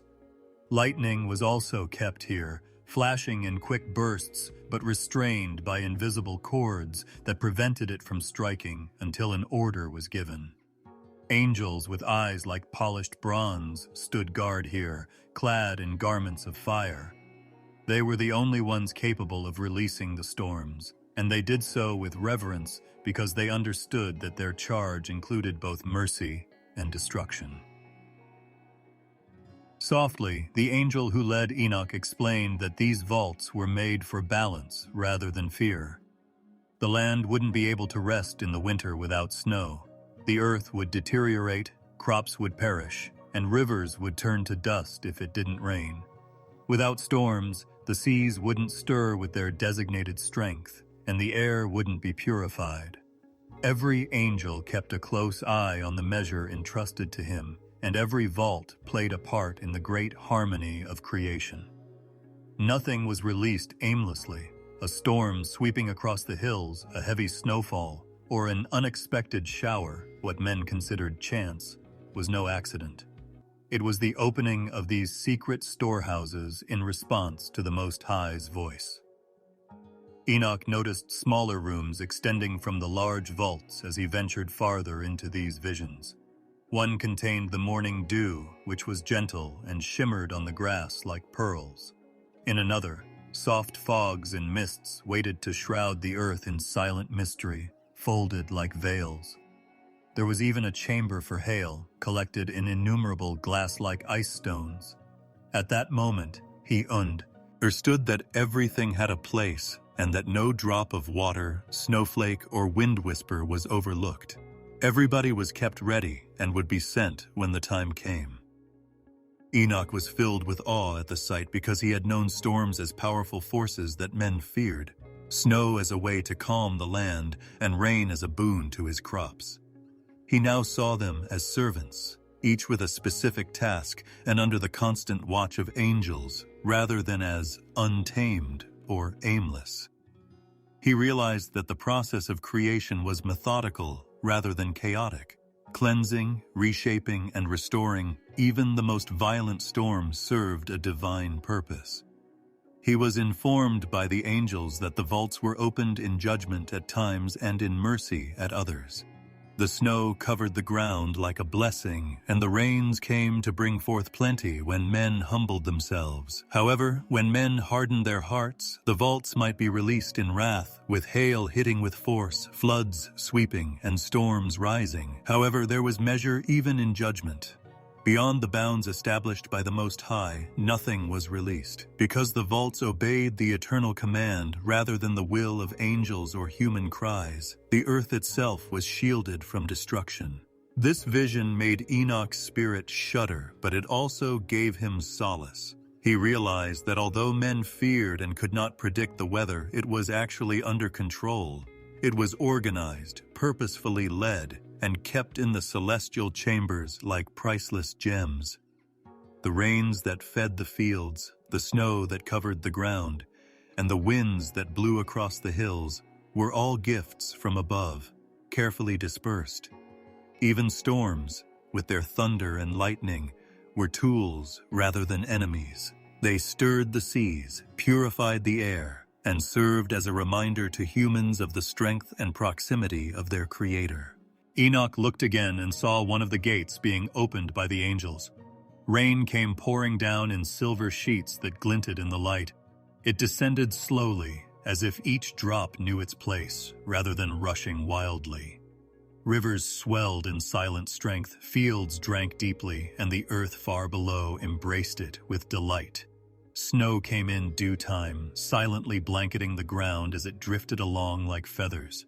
Then, when the time came, storms erupted with thunder, their voices resonating throughout the sky, but never surpassing their reach. Enoch stood motionless, awe in his heart.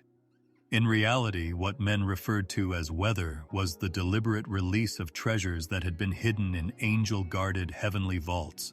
He was aware that the purpose of these visions was not to frighten him, but to serve as a reminder to him and everyone else listening that every snowflake, raindrop, and storm's breath was controlled by the Most High's hand.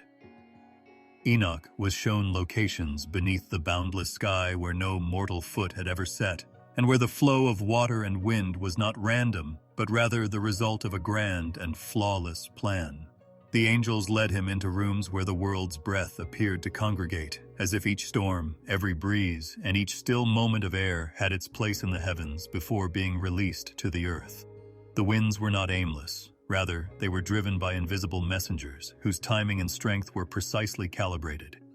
Enoch saw them as streams of light, each waiting for its designated moment to descend as it moved through enormous halls in soft waves. While some shimmered with a restless energy, ready to sweep across fields, causing seas and trees to bend, others were warm and soft, designed to comfort the earth. Nothing moved for no reason, and Enoch realized that the heavenly order knew even the slightest whisper of wind again. Just a child's cheek. There were mysteries in the waters as well. He was led to vaults with reservoirs that glistened in the air like oceans. Instead of endless floods, these were well-calculated vessels, each under the watchful eye of angels who protected its release. There were chambers that glowed with the brilliance of pure rain, which was kept in crystal bowls like jewels, ready to fall as showers of life to nourish the earth. Others held stormier waters that were ready to pour down when justice or purification was called for. Rivers were not geographical accidents. They were directed by invisible forces, flowing where they must and forming patterns in the land that had been predetermined from the start. Enoch had the impression that he was standing in the center of the world where all wind and wave motions were measured and nature itself flowed in unison with the Most High's will. Although the angels that oversaw this choir were not as bright as those in the higher choirs, they exuded a calm grandeur, their bodies adorned with flowing patterns that resembled air spirals and water ripples. They worked in silence, but their silence had a purpose, as if the very sound of their work would upset the delicate balances they were protecting. They used scales too large for mortal eyes to balance the tides, weigh raindrops, and gauge the intensity of gales. One angel raised his hand, and Enoch watched in wonder as a gentle stream of wind curved from it and descended toward the ground below, brushing against the leaves of a lone tree. Rain fell in silvery threads, reviving the soil on a far-off plain as another angel opened a vessel. Even though each act was modest, they were all eternal and woven into the fabric of creation. Enoch's heart grew as he realized how intricately mercy and order are interwoven.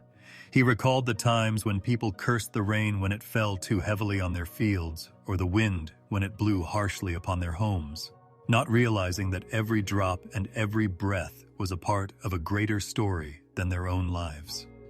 He realized that floods were times when the earth itself was purified and prepared for fresh starts, and that storms were not always punishments, but rather renewals.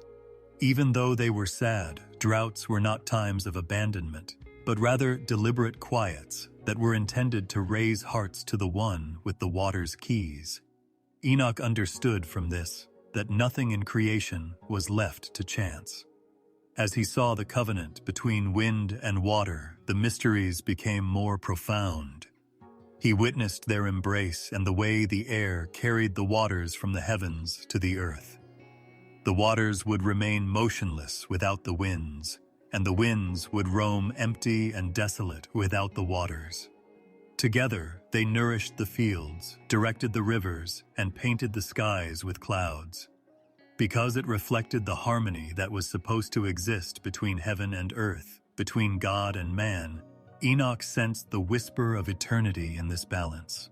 Humanity could not flourish without God's breath flowing upon their souls, just as winds and waters could not exist without it. Enoch's vision was further enhanced by the angels. He witnessed how forces outside of human vision held back the seas as they obeyed invisible boundaries. Enoch was reminded of the words that were said at the beginning when the waters were told their place and could not pass beyond it. The waves rose in rage, but they broke upon the shore as if a hand had pressed them down. He witnessed how winds gathered storms across the oceans, how waters rose to meet them, and how these forces combined to shape nations' fates by feeding lands, transporting ships, and occasionally punishing arrogant rulers. Nothing happened at random. Everything was interwoven with the divine order.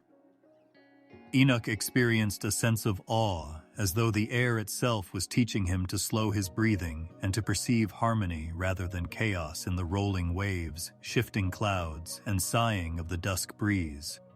He understood that although there were mysteries all around men on earth, they hardly ever looked up to think about them. They felt the wind without questioning which hand had directed it, and they walked in the rain without questioning where it was kept. Nevertheless, the answers were revealed here in the secret places of heaven. The world was lovingly cared for, with every storm, flood, and calm wind contributing to the everlasting song of creation. Enoch realized why he had been selected to see these things as the vision persisted. He was a witness, not just a guest.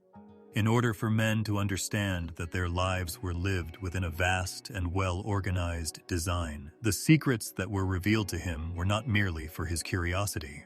One day the waters would cover the earth in the final judgment, and the winds would scatter nations, but both would also bring with them promises of peace, mercy, and renewal.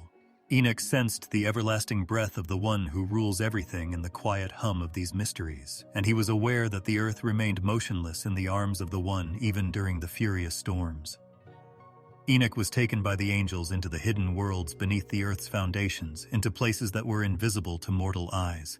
The descent was like descending through layers of quiet, with each curtain of darkness lifting to reveal a new creative chamber. On the surface, what men perceived as solid ground was merely the outermost layer, resembling the skin of a massive body beneath which mysteries arose. Enoch felt the weight of the world above him, but all around him there was a deep silence and no fear, as if these places were awaiting the Most High's final command in reverent silence. Even though the air was dense and full of secrets too profound for human comprehension, the angels continued to move freely, their light illuminating the passageways and caverns that extended in all directions. The first layer was made up of rivers that wound their way beneath valleys and mountains rather than flowing on the surface. Glistening like molten silver, these secret streams wound their way through enormous stone halls, delivering food to roots that reached farther than any plow had ventured. Enoch observed how the earth's life was sustained by these hidden waters, how seeds unknowingly drank from them, and how springs bubbled on hillsides due to channels carved in the dark far below. Because even the smallest well in the land above was supported by these invisible rivers, angels cared for these streams, making sure their paths remained unbroken and their flow unhindered. As if the earth itself breathed with the pulse of these secret waters, Enoch sensed a hum of life. He was shown rooms beneath this that held the treasures of creation.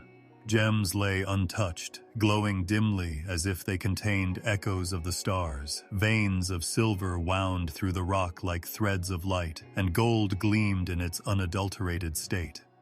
Enoch saw them in their purity, stored in vaults until the designated times. But one day, men above would seek them out, tearing the earth to claim them.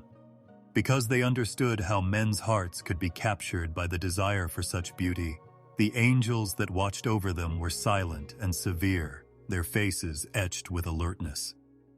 Because wealth without wisdom corrupts nations, these keepers of the deep made sure that the earth's riches were not lost all at once, but rather were measured out carefully.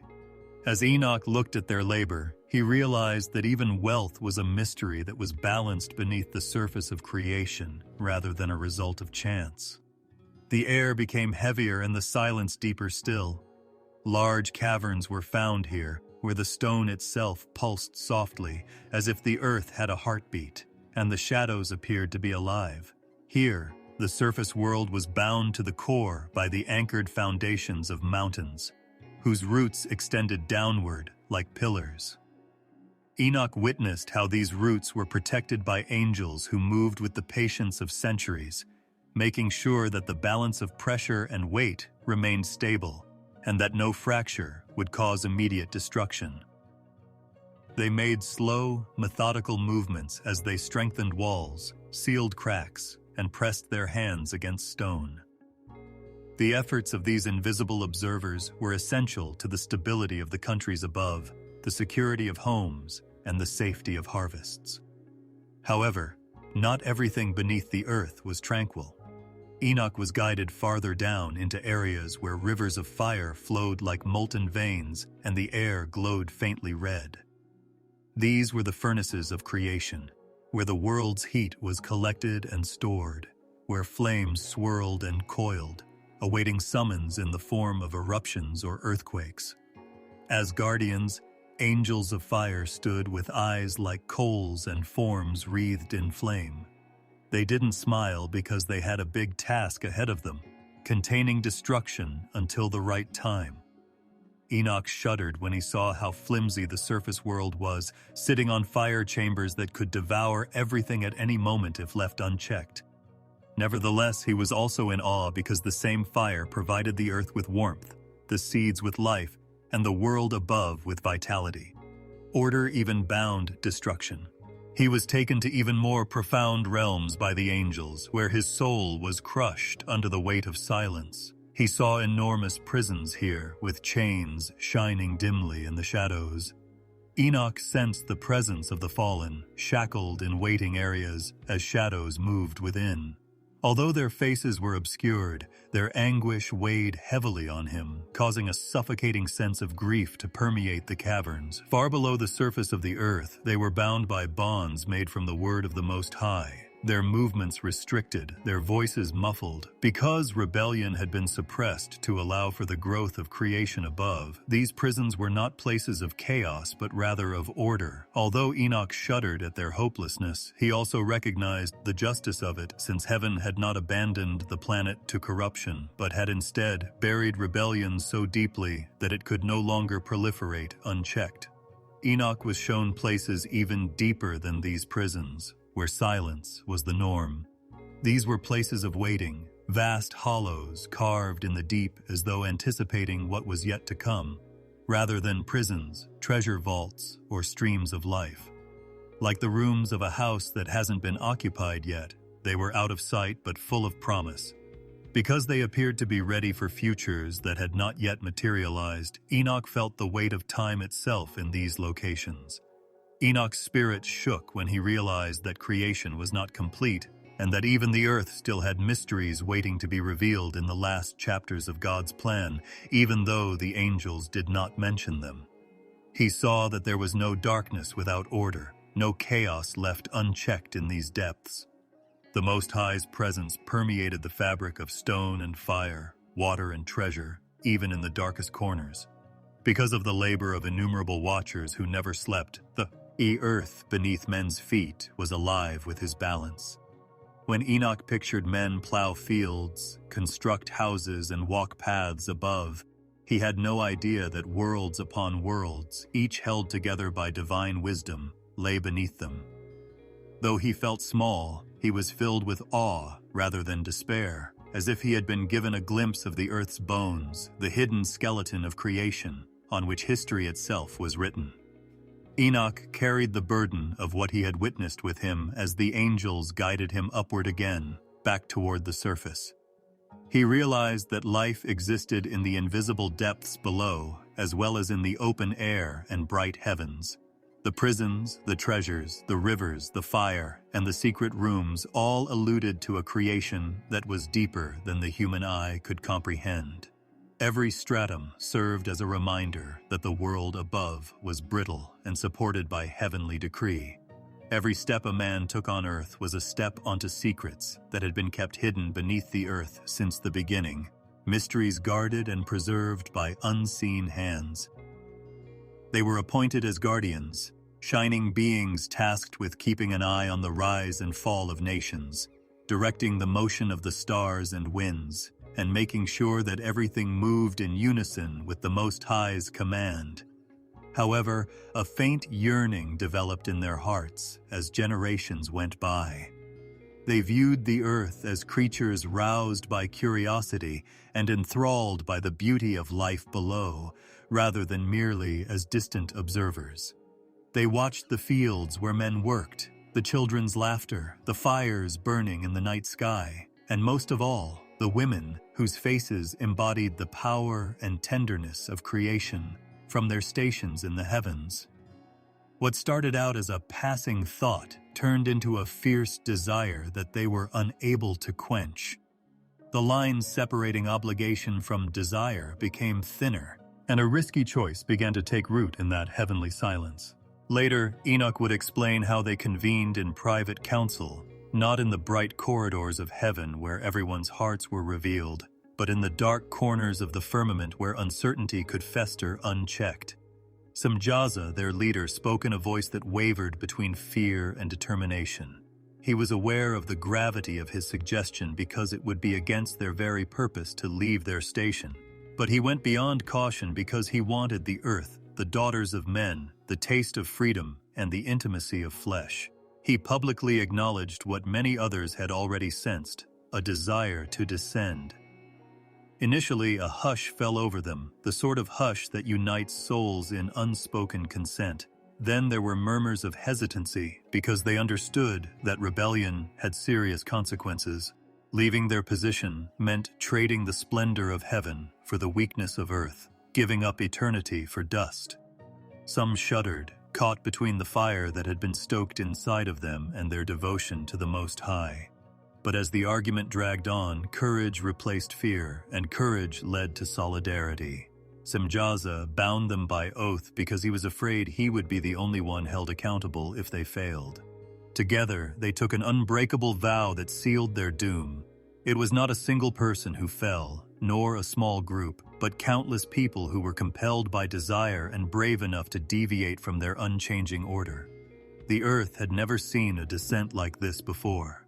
As the watchers left the stillness of heaven and moved from their stations, the night sky glistened. Instead of arriving in rage or open conflict, they arrived in silence, shrouded in the fabric of the world like falling stars. The peaks of the mountains shook as feet that had never touched ground now pressed against them, bearing witness. The air became heavy with the weight of their presence, causing the forests to sway. Rivers froze, their waters reflecting the gleam of glowing creatures now dressed in more human-like shapes. Unaware that a significant chapter in history had begun, the earth accepted them without protest. The Watchers were a sight to behold, walking among men once upon a time. They were taller, stronger, and more radiant than any mortal. They had the echo of heaven in their voices and the memory of stars in their eyes. Their arrival was an unfathomable wonder to the people of Earth.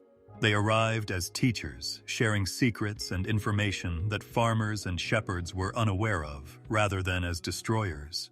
They taught how to make weapons, how to read signs in the sky, how to make ornaments, how to bend the invisible, and the secrets of herbs and roots. Every observer contributed gifts of wisdom and humanity, awed by their intelligence, accepted them without question. When wisdom is given without balance, it quickly becomes a chain. So what initially appeared to be a blessing was actually a seed of corruption. However, they chose wives from among men's daughters more than they did knowledge. Their rebellion was fueled by beauty that ought to have been respected as a reflection of creation. They claimed to have yearned for and given birth to children that were neither entirely of earth nor heaven. The women who had previously led simple lives were enticed to join forces with unfathomable power. Giants, creatures of immense size and strength, whose pride grew beyond the realm of wisdom and whose hunger was greater than the fields could provide, were born of the unions they formed. The world was slowly burning beneath the Watchers' uncontrollably planted fire. Later on, Enoch would write about heaven's grief at these deeds. Instead of preserving humanity's innocence, the Watchers had woven corruption into the very fabric of creation. Knowledge that was supposed to be uplifting was perverted into weapons of aggression and conceit. Children who were supposed to be happy grew up to be giants who trampled on the weak. As fields were devoured, hearts shifted toward violence, and the harmony of creation wavered. The earth's equilibrium started to shift. Cries of the oppressed, the terrified, and the broken rose from the earth, breaking the stillness of heaven. However, the Watchers themselves were not affected by the sadness during those early days of descent.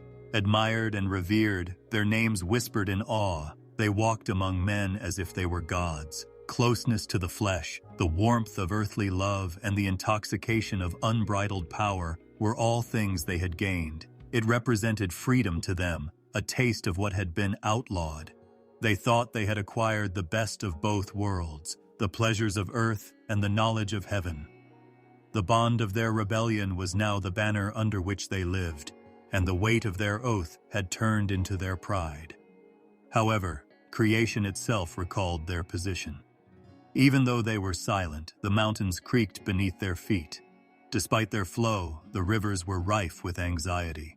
Despite the disobedience of those who had left their stations, the stars above continued on their designated trajectories. Since nothing in creation forgets the order established at the beginning, nature itself bore witness. Even as women gave birth and men rejoiced over their arrival, the world shook in anticipation of the judgment that would eventually address this decline. For the time being, the Watchers rejoiced, their disobedience concealed behind the pretense of strength and wisdom. They viewed their children as future rulers and themselves as kings on earth. Above them, the heavenly silence persisted, but it was the quiet before the storm, the period of time before the Most High's voice would resound with unavoidable commands. As Enoch reflected on these events, he saw not only the splendor of their descent and the genius of their gifts, but also the shadow of sorrow that spanned generations and was created by the angels' decision to leave their station because they were drawn to earth by an uncontrollable desire. They weren't born like other kids. The world seemed to tremble as soon as the first of them breathed. Because their wombs were filled with creatures too big for their bodies, the women who carried them bore them with great sorrow. When these children came out, they were unlike any child ever seen. They were tall even as newborns, and grew so quickly that they could walk in a matter of days and be taller than men who had lived for decades in a matter of months. These were the children of heaven and earth, the offspring of the forbidden unions, whose size and strength distinguished them from the rest of creation, and whose blood mixed hunger and power. They were initially viewed with wonder by both men and women. The giants' eyes were deep and glowed with an unearthly fire, and they shone with the brilliance of their fathers. Their laughter shook the air, and their voices rolled like thunder. Once tenderly holding them, parents soon found themselves looking up, no longer acting as protectors, but as the objects of their children's power. Villages embraced them as heroes, protectors of untamed animals, and creators of magnificent structures that were impossible for the average person to accomplish. Underneath the awe, however, there was uneasiness because their appetites were greater than the earth's supply, and they became angry As they expanded, their strength became too much for the planet to handle. Harvest-producing fields were no longer able to feed them. They ate so much flesh that even their mothers were astounded, and herds of animals disappeared.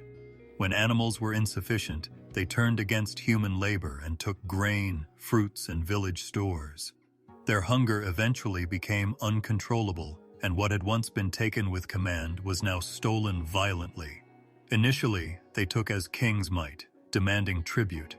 The ground drank deeply of the blood that had been spilled.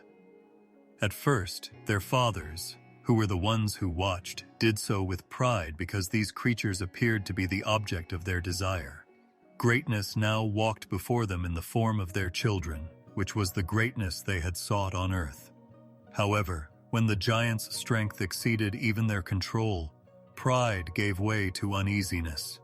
The children ruled as masters instead of obeying as sons. They erected monuments to themselves, trampled the weak underfoot, and etched their names into stone. Their shadows now evoked fear where they had once been welcomed. The earth's inhabitants wept. Because of the brutality of these creatures, their homes were destroyed, their harvests were ruined, and their families were split apart, so they prayed to the heavens for help. From city to wilderness, from valley to valley, the cries ascended until they reached the highest heavens. What started out as desire turned into a curse. Unplanned unions upset the natural order and disrupted the harmony of creation.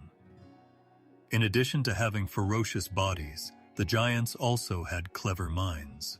They discovered the secrets their fathers had passed down to men and used them to further their own agendas. Weapons that shone with blood were hammered from metals that had once been shaped for plows. Once healing herbs and roots turned into poisonous concoctions. Originally studied for harvest and rest periods, the signs of heaven were used to conjure magic and summon forces beyond mortal control. With each new work of art they unveiled, the wisdom of angels was transformed into instruments of corruption. They battled for supremacy among themselves. Despite its size, the earth could not support so many giants whose appetite was limitless. Clans against clans, brothers against brothers, and the roar of their conflicts reverberated throughout the country like tempests. Rivers ran red with their blood, and mountains trembled under the weight of their conflicts.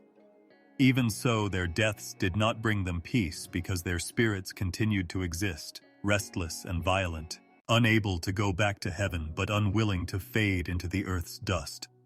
Long after their bodies had fallen, their shadows would continue to haunt the world. Once enchanted by beauty, the women now lived in sorrow. Tears filled their eyes, which had once been filled with awe at the love of stars. They witnessed their sons being destroyed, their people being grieved, and their husbands remaining silent because they were powerless to reverse the damage that had been done. The land and the hearts of everyone who was impacted by the prohibited unions were both scarred. What had been sought out of passion now only led to destruction. These things would appear in visions to Enoch, the scribe of heaven. He observed the people dispersed in terror, the skies darkened by the smoke of their battles, and the earth groaning beneath the weight of the giants' feet. He observed the spectators' proud faces tinged with fear as they shuddered in the face of the devastation their decisions had brought about. They were aware that their disobedience was no longer concealed. Judgment was imminent, and human cries had pierced the heavens. However, the giants roamed free before judgment arrived. They started hunting both men and animals. In their quest to satisfy their insatiable hunger, cities were destroyed and villages were emptied. Once a garden, the world was now ruined, and the sound of laughter was muffled by screams of fear. Fathers raised weapons in vain, mothers concealed their children, and corruption seemed to shake the land itself. The faithful prayed in whispers in secret places, asking whether the Most High had turned away from creation. Even so, the heavens' brief silence was a sign of patience rather than neglect as they awaited the full measure of sin. Ignorant of the impending judgment, the giants took great pride in their strength and built their empires on ashes and bones. They were unaware that their time was running out and that the same heavens they had disobeyed would soon rise against them with unthinkable might.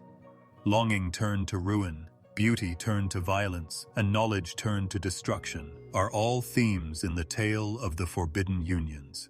It marked the beginning of the earth's suffering and the scar that would not go away until judgment arrived. The heavens were ready to move as men shuddered before the giants because creation itself could not support the weight of these human and angelic offspring. A shadow that was not created by night, but rather by misapplied knowledge, started to spread across the earth in the stillness of the world before the flood. A line no angel was supposed to cross had been crossed by the Watchers, who had once shone brightly in their obedience. They wanted to give the world more than life. They wanted to give it power, which drew them into illegal unions with men's daughters. They unveiled teachings that upset the equilibrium of creation, not the wisdom of heaven, but the secrets of corruption. By creating roots that deviated from the Nachu, real order, they whispered hidden arts into humanity's ears, and what was given eagerly quickly led to sorrow. Their ability to make weapons was the first of their gifts. The earth had known tools for building, harvesting, and basic defense up until that point. However, the earth's veins were now sliced open, and metals were extracted for blood rather than peace. Hands that had never handled such objects before forged iron, melted bronze, and fashioned blades sharper than teeth. Where the sound of plows had been, the clang of swords reverberated, and spears with gleaming tips glistened in the sunlight. Men discovered how to harden shields, sharpen arrows, and gauge strength using steel rather than spirit. Additionally, rivalry and conflict increased along with the spread of these weapons, causing the soil to absorb more blood than rain. Weapons, however, were merely one link in the shadow web. A twisting of the invisible accompanied the revelation of enchantments by another watcher. Words that could turn fear into power were taught, and charms were carved into stone. The populace acquired the ability to call forth unknown forces that emanated from regions more sinister than the sky.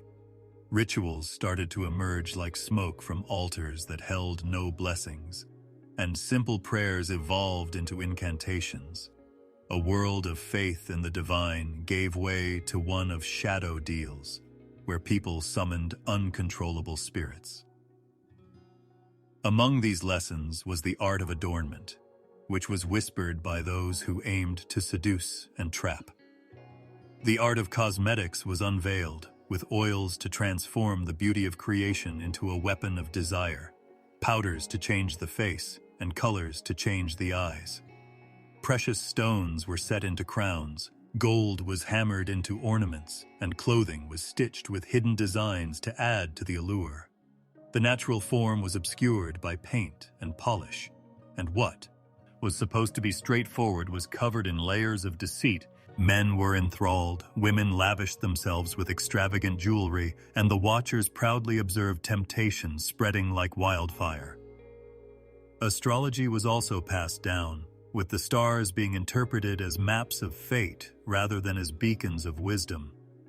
The paths of constellations taught humanity how to map the heavens and determine destinies. Birth was connected to the dance of celestial fire, omens, alignments, and decisions. Originally intended to mark time and seasons, the sun, moon, and stars were now employed as forecasting tools. Men tied their lives to changing lights by looking for patterns in the sky rather than seeking wisdom from the one who put them in motion. Under false prophecy, the voice of true command was muffled as hope and fear started to sway with the heavens. Beneath the surface of what appeared to be innocuous, there were still more sinister lessons. The secrets of herbs and roots were exposed, but not for medicinal purposes but rather for poisoning. Once food or medicinal plants were turned into concoctions that evoked forbidden visions or dulled the senses. The earth gave bitterly to deceive after giving freely to sustain. Drafts warped dreams, and men started following delusions instead of reality. Although the fruits of this craft were bitter and its roots were deeply ingrained in corruption, it was shrouded in mystery and enticing to those who sought out hidden knowledge. With the conviction that they could bind reality itself, the craft of writing symbols of power was whispered into eager minds, etched into stone and bone in the form of runes and signs. Only because faith was placed in these marks, and that faith was misplaced, did they carry weight. The Watchers took great pleasure in seeing people rely on these sigils as if they were the power of the sky. What was once faith in the eternal became faith in dust and shadow together. These threads created a garment of deceit that covered the entire world. Tribes turned against one another, families became restless, and the earth shook under the weight of sin. These teachings were taken up by the giants, who were the offspring of the forbidden unions. They performed enchantments with voices that shook the air and wielded weapons of unparalleled strength. The knowledge they inherited made them terrible kings, conquerors of both land and soul, and their towering forms ruled over men. However, not everything was accepted without question. Voices that shuddered at the memory of what had been lost, elders who recalled easier times, and whispers of uneasiness among the populace. They talked about the times when the harvest was tended without fear of conflict, when the rains fell when they were supposed to, and when the stars were just lights. However, their voices were overpowered by the chants of spells and the cries of battle because power has a powerful allure that is difficult to give up once tasted. The weight of what was happening made the heavens themselves groan. Though their meanings had been warped, the stars continued to shine. Even though it was still raining, the fields were now being irrigated with blood. Men and women still observed the moon's phases, but they did so with questions of fate rather than awe. Standing apart from their station, the watchers grinned at their creation's unbalanced harmony. What was supposed to uplift ended up being the reason for failure. Pride and desire corrupted knowledge that could have been used for beauty and growth. The once peaceful earth had turned into a field of sorrow, and the Watchers' teachings clung to every nook and cranny of human existence like smoke from an unquenchable fire, changing the path of history with every forbidden whisper. The earth groaned beneath the weight of corruption, its soil soaked with blood, its air filled with cries that rose from countless throats. What had once been a work of harmony now had wounds from violence and greed that were deeper than rivers. The giants who lived among them caused destruction wherever their feet touched the ground, and the children of men had been misled by knowledge that was forbidden to them. The march of war trampled fields intended for harvest, destroyed forests to make weapons, and tainted once pure rivers with the remains of the dead. The earth itself, as if alive, wept with a voice too deep for words, and the mark of sorrow was present in every corner of creation. The cries of the downtrodden started to ascend like smoke, brittle but unwavering, propelled by winds that appeared to quiver under the weight of sorrow. Their voices broke the night's silence as those who endured the giants' brutality vented their suffering to the heavens. They pleaded for mercy rather than wealth or authority. Fathers cried out for stolen lands, mothers wept over children taken, and elders sat in dust, recalling a time when the earth had been at peace. Their cries blended into an unmistakable chorus of grief. Power was measured by violence. With their unrivaled strength and thunderous voices, the giants ruled with terror as men turned against their neighbors. Crops were seized carelessly, villages shook as they approached, and those who resisted were crushed by hands the size of tree trunks. The giants were voracious eaters who frequently turned their hunger toward flesh in addition to the land's produce. Fear gripped the hearts of the living as if the world itself were being devoured by tales of men and beasts alike succumbing to their hunger. Corruption permeated every aspect of existence. Bribery and dishonesty now rule where justice once guided leaders. Ere marriages were once respected, desire now shattered ties. Humanity's heart had been poisoned by the Watchers' teachings, which elevated greed to a crown and pride to a virtue. Those who flourished in darkness silenced those who sought the truth. The poor were ignored and the weak were hated. Men's eyes seemed to have been covered with a veil, preventing them from remembering what was righteous and pure.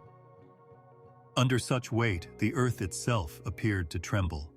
The ground shook with earthquakes that split mountains, storms intensified, and rains brought floods that swept villages away. Once steady in its rhythm, nature now reflected the people's turmoil, as if the elements themselves were grieving with the oppressed. Once held in order by angelic hands, the vaults of snow and rain poured out in rage, and the winds howled like protesting voices. Every thunderclap echoed the anguish that pervaded creation, resembling a cry of condemnation.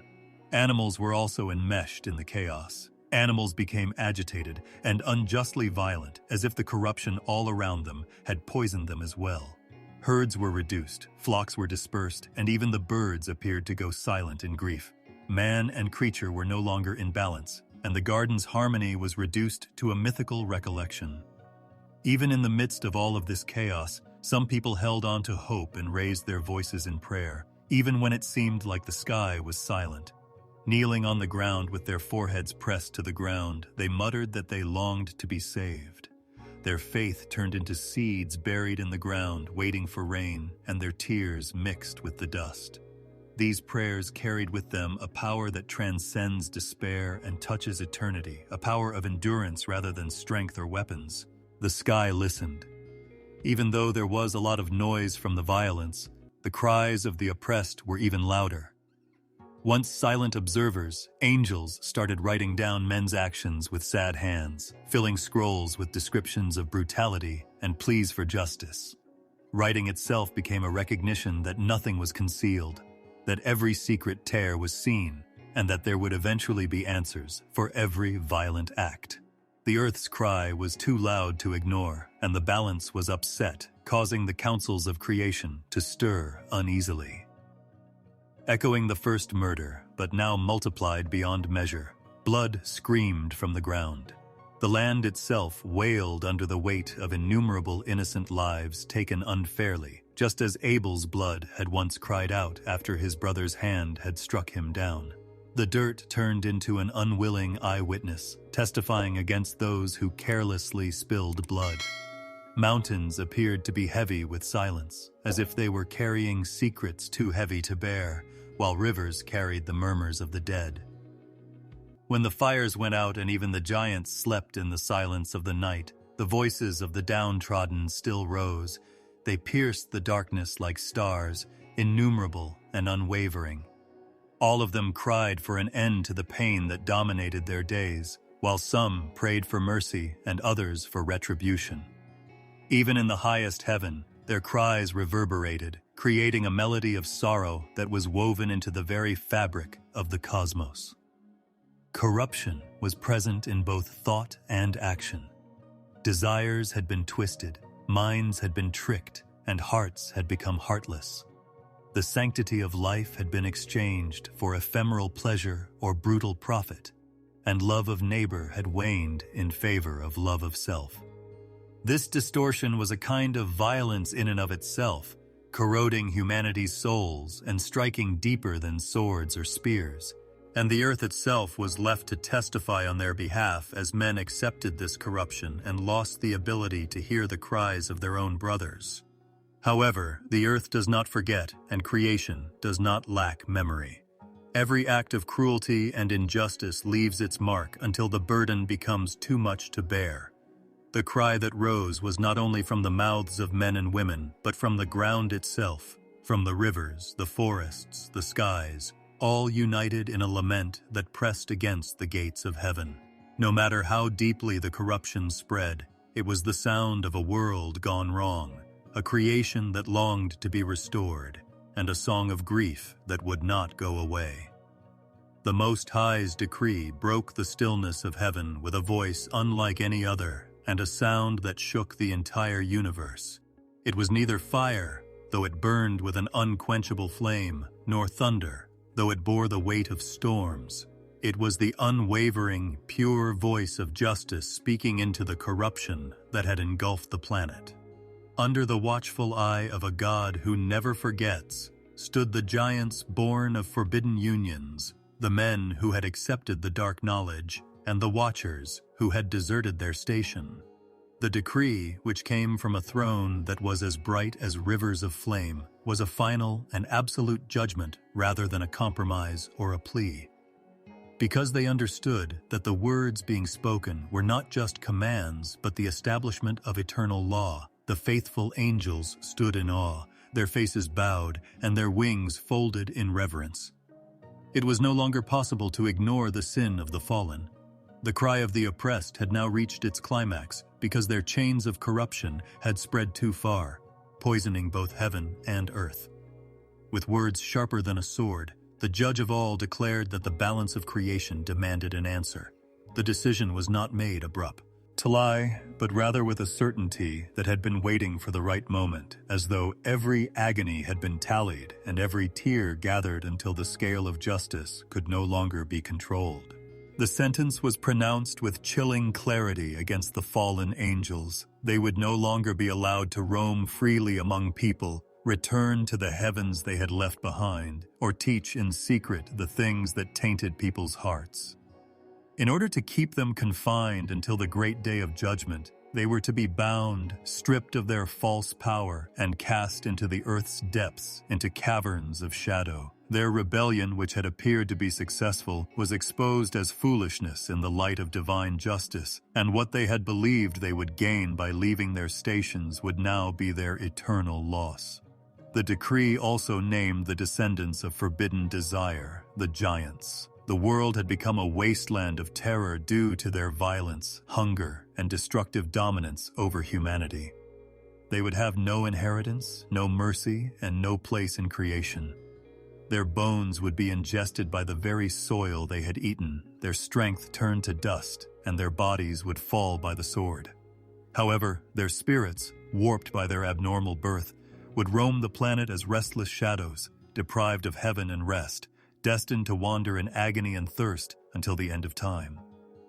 Though they would still terrorize humanity and serve as a reminder of the corruption that once disobeyed God's command, these disembodied spirits would no longer control the world with their enormous destructive hands. The earth itself appeared to sigh as the decree went on, as if the words provided the long-awaited healing that creation had long sought. The seas that had swallowed blood whispered with relief, and the mountains that had carried the burden of sin shook in awe. The words were spread by the winds, reverberating in plains and forests, valleys and deserts, until the sound reached every part of the world. Justice was more than just a verdict for the guilty. It was a promise to the innocent that their cries had not gone unheard, that their pain had been acknowledged, and that their deliverance was now imminent. The obedient angels received assignments, their hands ready to fulfill the Most High's directives. Some were sent to bind the watchers, dragging them into their prisons with chains of indestructible light, to prepare the earth for a purifying flood that would remove the corruption of flesh and bring creation back into harmony. Others were sent to stir the waters of destruction. Others served as messengers, bringing the decree to men like Enoch, who would serve as a scribe to write down and transmit these divine words to future generations. The decree was both reassuring and frightening. It was a promise of unavoidable ruin to the guilty. It served as a salve for the afflicted and a reminder that God never forgets. Because the judgment of heaven was not postponed indefinitely, the oppressed who had cried into the night now had their answer. It had arrived, bringing with it the certainty that no power, no matter how great, could evade the Almighty's gaze. Because this declaration was written before the world was created, and the words had just arrived at their appointed time, the heavens did not falter. Once proud to descend, the watchers now shuddered in fear as the decree came to pass. As the angels of binding drew closer, their eyes, which had previously burned with a desire for forbidden things, now burned with fear. Since their decision had been made and their rebellion had been cemented, neither a supplication nor an excuse could change the ruling. The ruins of their own fall were reflected in the chaos below, and they no longer gazed upon the earth they had corrupted with satisfaction. Once uttered in wonder by men who thought they were gods, their names would now be cursed and only remembered as a warning. Even the giants, who were powerful in size but helpless in the face of heaven's authority, started to sense that their time was running out. Though their days were numbered, their strength was eroding as their roars shook the valleys. Their pride would be humbled in death, their lineage severed from the living, and they themselves would be consumed by God's decree, despite their unrestrained consumption.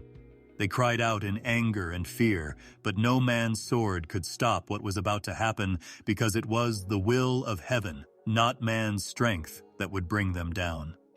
The decree was not limited to giants and angels. It also applied to humans.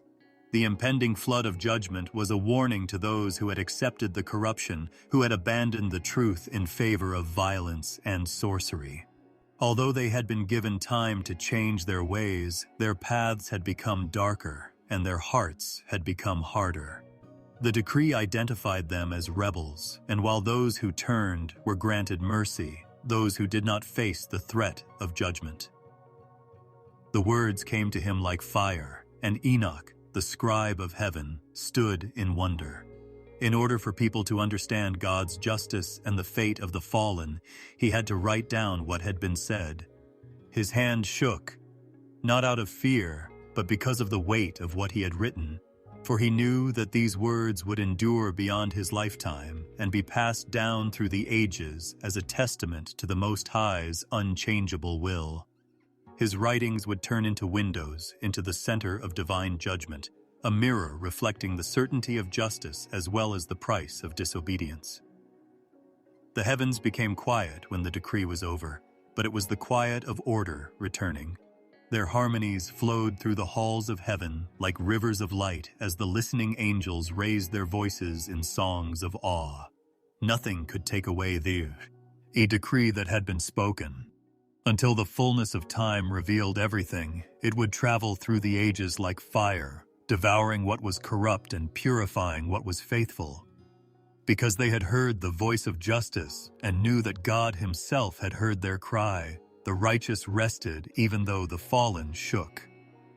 Their garments were brighter than the dawn, and they were once mighty, radiant beings of light standing among the host of heaven.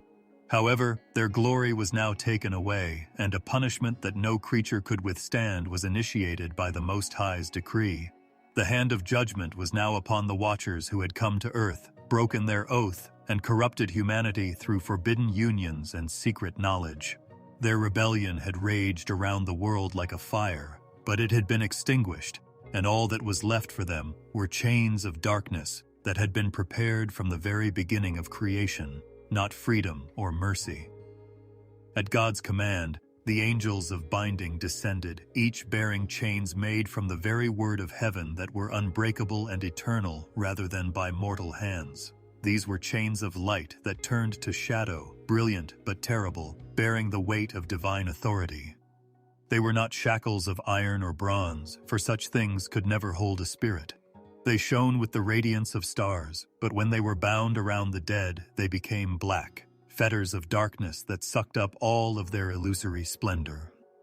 Once a source of wonder and terror for men, the Watchers now cowered like criminals, helpless against the decree that bound them. As they were captured, their cries reverberated throughout the earth's valleys.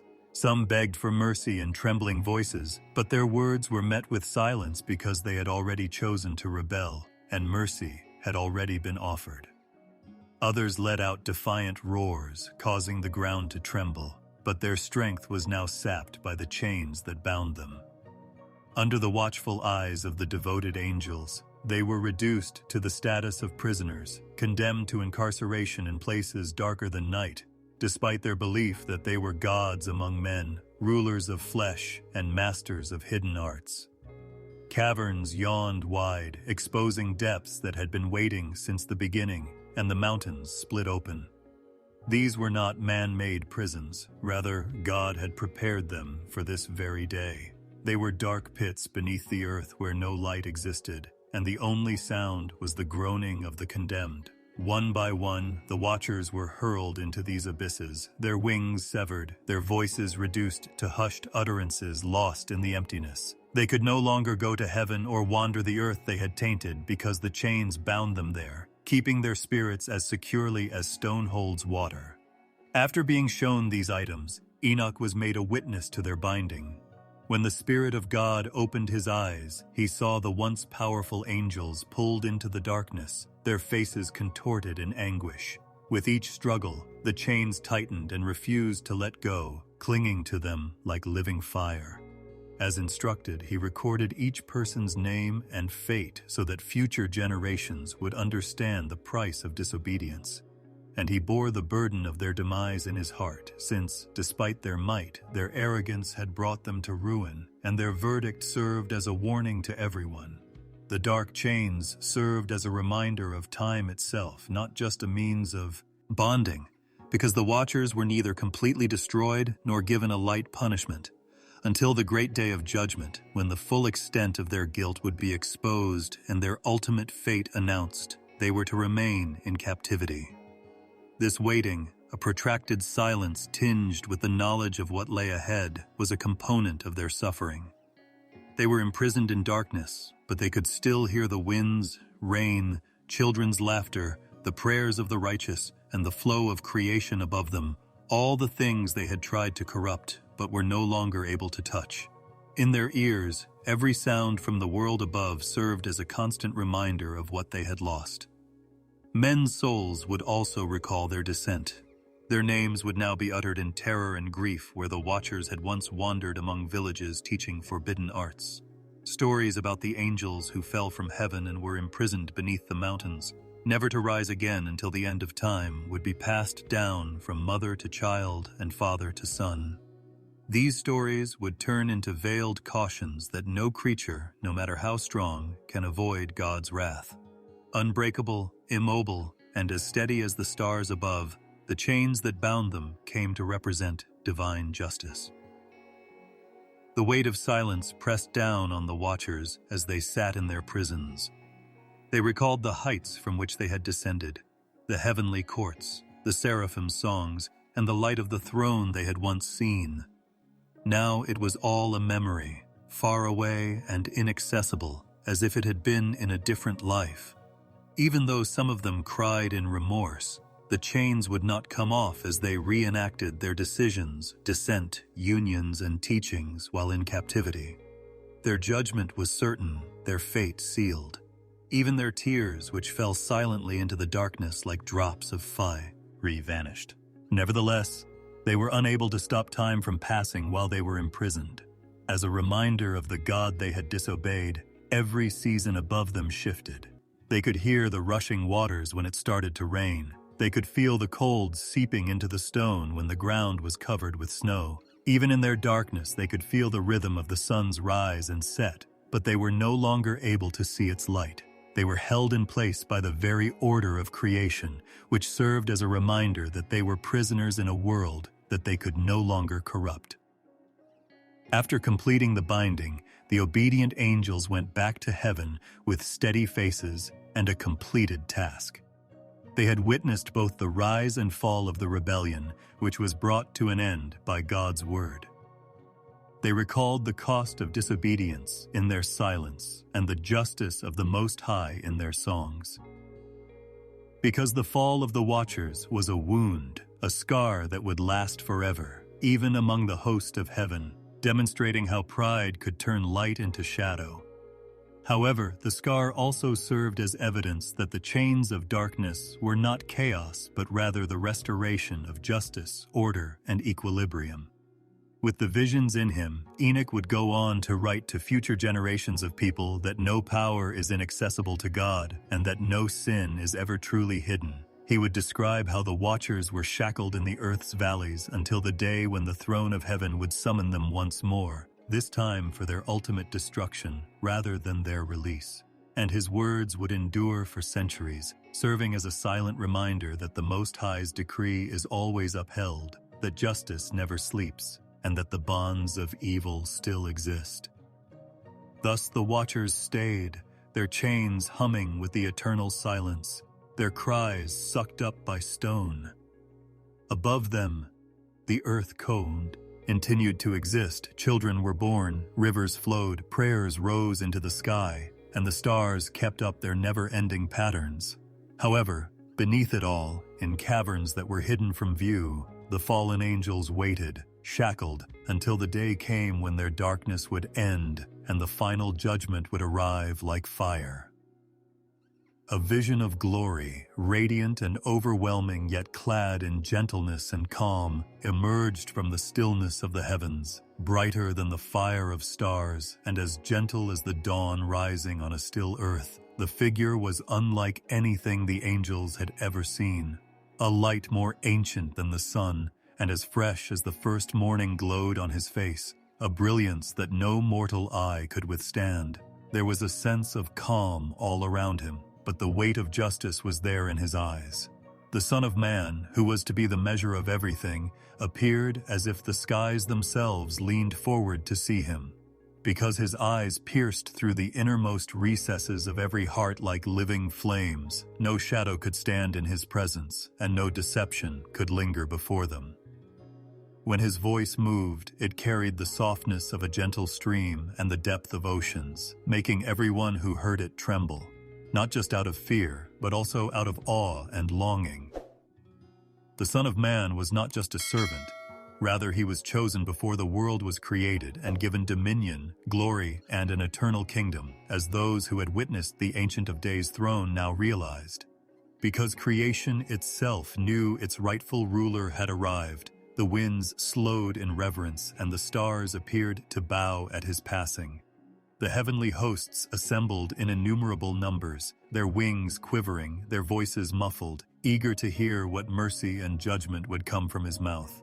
his light reached into the abyss, revealing chains and silence where they were bound, causing even the watchers who had been cast into darkness to shudder.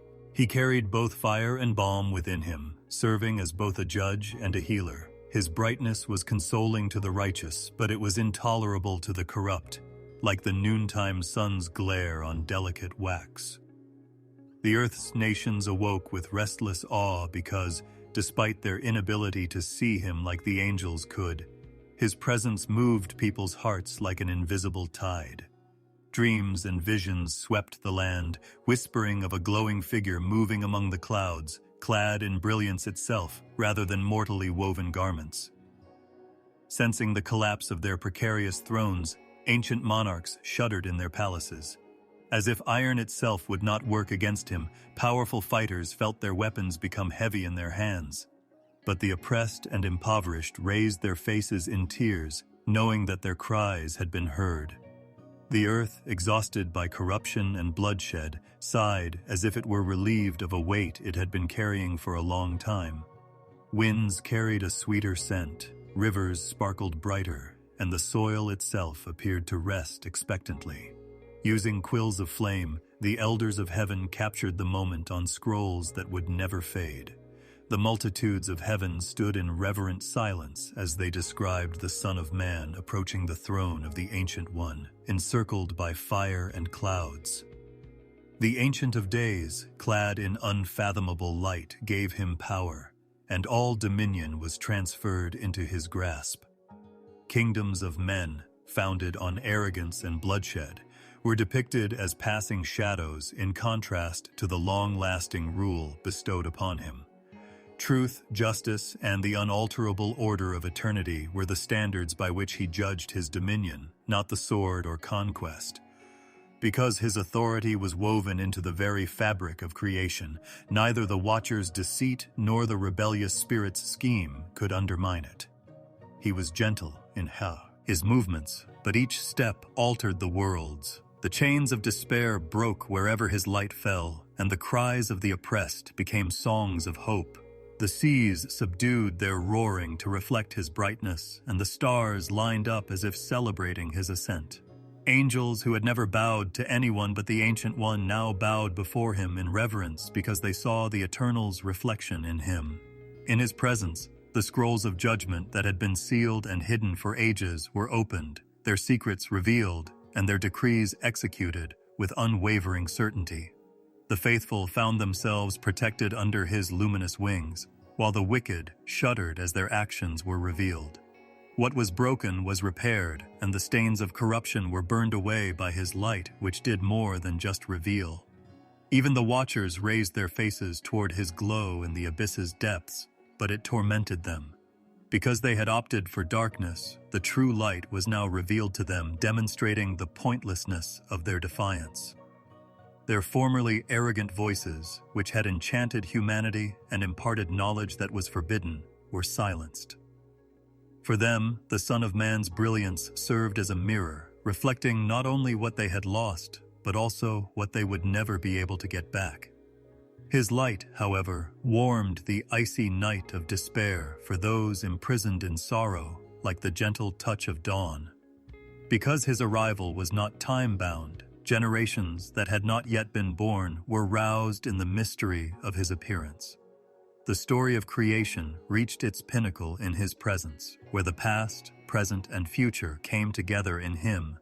The brightness that descended upon the mountains caused them to appear to bend, their summits becoming softer. At his approach, the deserts bloomed silently, and the valleys raised their voices in soft streams. All of creation attested that this was the one it had been waiting for, the one who would restore peace where conflict had existed. His kingdom was everlasting, spanning the earth and heavens without end, unlike human kingdoms which are brittle and transient. Because it was founded in the will of the eternal and protected by the very breath of life itself, it could not be contained by any boundary or overthrown by any rebellion. The Son of Man showed up as both a judge and a healer, healing the earth's wounds, lifting the weary, and illuminating the world with an unfading light. as if the very fabric of the heavens had been ripped open to reveal the heart of eternity. The vision arose before the eyes like a dream too big to contain. In majesty beyond human description, the Ancient of Days sat on a throne ablaze with fire. His hair flowed like wool touched by the light of innumerable suns, and his robe was whiter than snow, woven with a brilliance that no darkness could match. Wheels of fire blazed around him, and rivers of fire erupted beneath his seat, tumbling down like molten streams that were full of wonder and fear. His throne rested on living fire rather than on stone or earth, serving as a reminder that he was both consuming flame and radiating light, and that his glory and judgment were inseparable. Even the stars were silenced by the brightness of his presence, and the weight of his glory caused all creation to hold its breath. As thousands upon thousands of angels stood before him, their ranks reaching farther than the human eye could follow, the sound of multitudes filled the air. Despite their brilliant array and crystal-like clothing, none of them dared to look directly at him. While some stood with their wings folded, waiting for the command that might come from his throne, others bowed in shaky adoration. With innumerable voices rising and falling in awe and their songs combining to create a melody older than the world itself, their presence was harmonious like an ocean tide. Even though each angel reflected his light, they were only dim lights next to the unending fire in comparison to him. Seeing such a scene meant realizing that no ruler, no power, and no kingdom under the sky could ever match his might. The river of fire flowed forward from beneath the throne, a living stream that burned but did not devour. It flowed toward the worlds of spirits and men, bearing with it the essence of judgment. Images of nations rising and falling, tyrants brought low, kings stripped of their crowns, and the oppressed raised high were all visible in its current. It was a river of purification as well as destruction, eradicating corruption and leaving only what was real. To those who had walked in deceit, the fire's approach was intolerable, but to the faithful, it was as purifying as sunlight piercing morning mist. The fire carried only truth, not malice. The river's sound spoke both promise and caution, echoing like thunder and whispering like a breeze. As if to proclaim that the Ancient of Days was never idle or motionless in his rule, the throne itself appeared to be alive, its foundation wheels blazing with fire and spinning in unceasing motion. No force could stop his will from turning, and his dominion extended to all realms, both visible and invisible. Because it was his garment, his home, and his power, the fire did not devour him. It sprang from him, setting the stars on fire, rousing the winds, and arousing the seas as it spread to the furthest corners of creation. Without him, everything would crumble into emptiness and silence. His presence was the universe's pulse. The throng of angels that surrounded him did not remain silent for long because at his sight they began to shout like thunder and rushing water. They did not compose their own song. Rather, it came straight from the one seated on the throne, with his light permeating every note. They exclaimed incessantly, proclaiming his holiness, his unwavering justice, and his eternal rule. The sound of their adoration echoed through the heavens, trembling the mountain bases and even penetrating the depths where the disobedient were imprisoned by chains of darkness. That song filled the entire universe, and even the stars appeared to dance to its beat, glimmering brighter as if they were joining in the chorus of heaven. In front of him, countless enormous books were opened, each page blazing. They were made of living memory rather than ink and paper, and they contained the secrets of every heart, the actions of every soul, and the history of every country. Nothing could be hidden as the Ancient of Days watched them.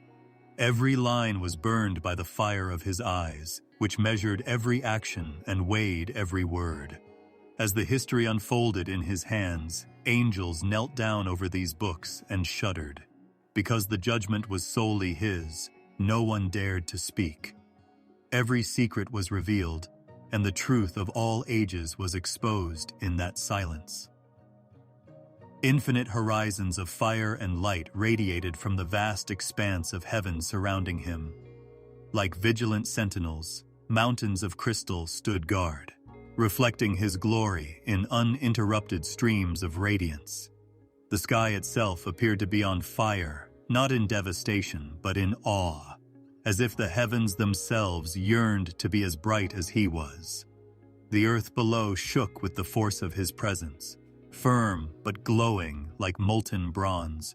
Because the Ancient of Days could not leave anything unaffected, the entire universe bowed around his throne. In a moment, to look upon him was to experience eternity, to feel the solace of unwavering order and the fear of unrelenting justice. The weight of this vision was clear to those who witnessed the Watcher's rebellion, because the throne of fire was not just a place of majesty, it was also the location from which their sentence was announced. The river that flowed from beneath his throne was reflected in the chains that bound them in the darkness. In his sight, their corruption and disobedience had already been destroyed, and the eternal fire had sealed their doom. The nations would also bow down to him, their crowns falling like dust in the wind, their pride melted in the fire of his glory. Only that which was founded in truth could stand before him, and only that which was in accordance with his will. Because there was warmth, life, and renewal in the fire itself, the Ancient of Days' brilliance extended beyond anger and judgment. The promise of restoration was found in his throne by those who had endured injustice and suffering. To the corrupt, the flame that frightened them was a beacon of hope, a promise that all wrongs would be made right and all wounds would be healed, because they themselves glowed with his reflected grace and surrounded the throne not as guards but as attendants to his glory. The innumerable angels testified to this duality. They understood that every hymn of praise throughout the ages was merely an echo of this one great vision, that his dominion was eternal and that no shadow could stand against him. While rivers flowed and flames leapt, while voices rose and judgments were written, the Ancient of Days sat motionless, eternal, and unshaken. His throne served as the residence of justice, the center of time, and the center of heaven. Because his word was the beginning and the end, and because eternity unfolded in his presence like an open scroll, unbroken, unending, and blazing with light, all of creation waited in reverent silence before him. Like the gradual unfolding of a huge scroll, the end's vision revealed the mystery of the final separation, a moment long rumored by prophets and concealed in the ages. Everything appeared to come to a halt, as if the universe's breath had been captured and held, awaiting the decision that would finally separate light from darkness. From the Ancient of Days' throne, a sea of fire and purity poured outward, filling the heavens with radiance rather than emptiness. As though every mountain, valley, and ocean knew that the time of reckoning had arrived, the earth beneath shook, not in chaos, but in anticipation. It was the revelation of truth, not the end of the world, when all darkness was broken by light and nothing could be kept hidden. Both physical and spiritual multitudes assembled to serve as witnesses to the impending judgment. Beyond the sun's radiance, on one side was a light so pure that no stain could survive. The righteous were drawn to it as if it were the home they had always desired. It was gentle, but overwhelming. On the other side, there was darkness. Not just the lack of light, but a depth so oppressive and oppressive that it seemed to engulf memory itself. It was a place devoid of hope, warmth, or even the tiniest hint of dawn, a pit of grief and despair. Each soul was drawn to the realm that matched its own essence, so the separation was not random, but rather the result of truth's natural unfolding.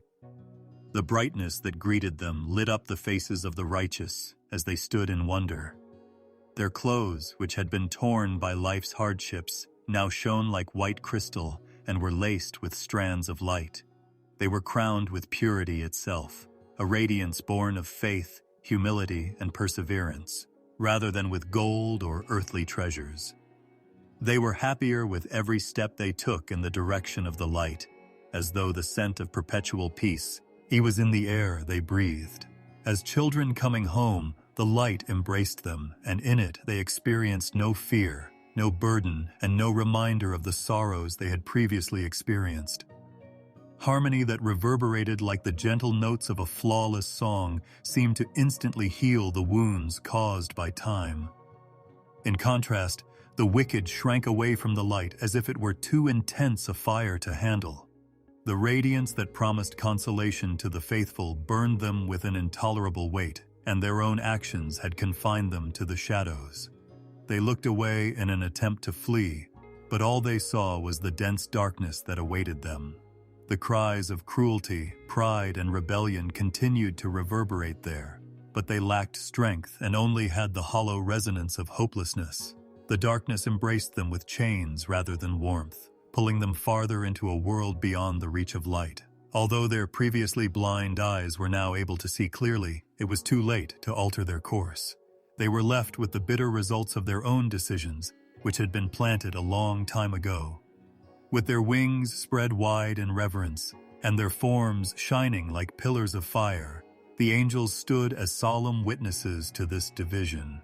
As if they were lighter than breath itself, some led the righteous into the radiance with gentle guidance. In order to prevent the wicked from escaping the impending judgment, others surrounded them. Their faces were not ruthless because their job was to enforce an order that was older than the stars, not to exact revenge. Their presence served as a reminder to everyone who saw them that, in the grand scheme of things, the separation was fair and not arbitrary. Without any pretense or excuses, the truth of the soul in front of them was reflected in each angel's gaze, making it perfectly clear where each one belonged. The light that attracted the righteous was not just a glow, rather it was the Most High's residence, a radiance that filled the heavens with streams of silver and gold fire. It contained rivers clearer than crystal, gardens more lush than paradise, and songs sweeter than any melody heard on earth. It was the world of eternal communion, where the faithful people's souls slept in eternal peace and their voices blended with the angels' harmony. It was the long-awaited reward for those who persisted in their faith, the realization of every promise made by the prophets. They no longer had to worry about time, because there, eternity stretches out like a never-ending dawn, always fresh and shining. Instead of being a place of emptiness and silence, the darkness to which the wicked were cast was a suffocating pit where shadows stretched endlessly and flames burned without providing light. It was the world of grief, where regret reverberated without solace, and the recollection of missed opportunities turned into an endless source of suffering. It was the separation that resulted from rejecting the light, the natural fruit of rebellion rather than the wrath of a harsh judge. There was only a heavy stillness that weighed down the soul like chains. There was no beauty, no music, and no scent of life in the darkness. There, the lack of God was felt more acutely than any suffering, and voices screamed out only to be drowned out by silence. The separation itself became a river, coursing through creation as the vision grew more profound, its waters separating luminous fields from desolate wastelands. Children were laughing joyfully on one bank, their voices resonating like bells across eternal skies, their faces glowing with restored innocence. Shadows writhed on the other side, and the only sounds in the air were the faint echo of weeping and the sound of chains. The river was a living border that no one could cross after the decree was spoken. It was not of water, but of fire and light. It delineated the boundary of eternity, where truth stood firm and mercy had run its course, permanently separating the paths of souls. The final separation was witnessed by the universe itself. As the stars moved, they aligned with patterns of redemption and judgment. With a sigh of relief, the earth let go of the corruption it had carried for so long. In awe of the Most High's decree, the seas ceased their ceaseless roaring and became motionless. Even the winds appeared to pause, bringing the chill of sorrow to one side and the scent of paradise to the other. Even though creation was finally brought back into harmony, not everyone was able to enjoy its beauty because of the total, irreversible, and eternal separation. Thus, while the wicked sank into an unbreakable darkness, the righteous stepped into light that would never fade. As the Ancient of Days had ordained, the vision ended with the ideal balance of justice rather than just triumph or despair.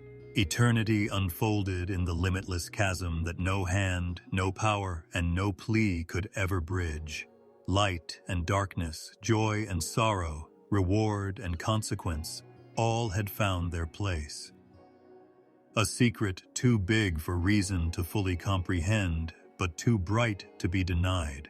The mystery of resurrection has always hovered at the periphery of human thought like a hidden flame. It is the assurance that death, the specter that has followed each generation, is only a curtain that will be lifted. The resurrection was not merely a return to life as before, but rather a metamorphosis and ascent into a glory that the world had never witnessed, according to the vision given to Enoch and reverberated through the whispers of prophets. It was bodies clad in corruption, gleaming with the brilliance of heaven itself, rather than flesh reverting to weakness. The bones that had decomposed were to be transformed into radiant temples that reflected the Most High's everlasting light, rather than into brittle vessels that would soon deteriorate once more. The assurance was not made carelessly or as a meaningless consolation to allay death's fear. The cycles of seed and harvest, the falling of leaves and their re-emergence with spring, and the very structure of creation all contain it. Every seed that disappeared into the ground and then resurfaced in splendor was a hint of the bigger reality that was just waiting to be discovered.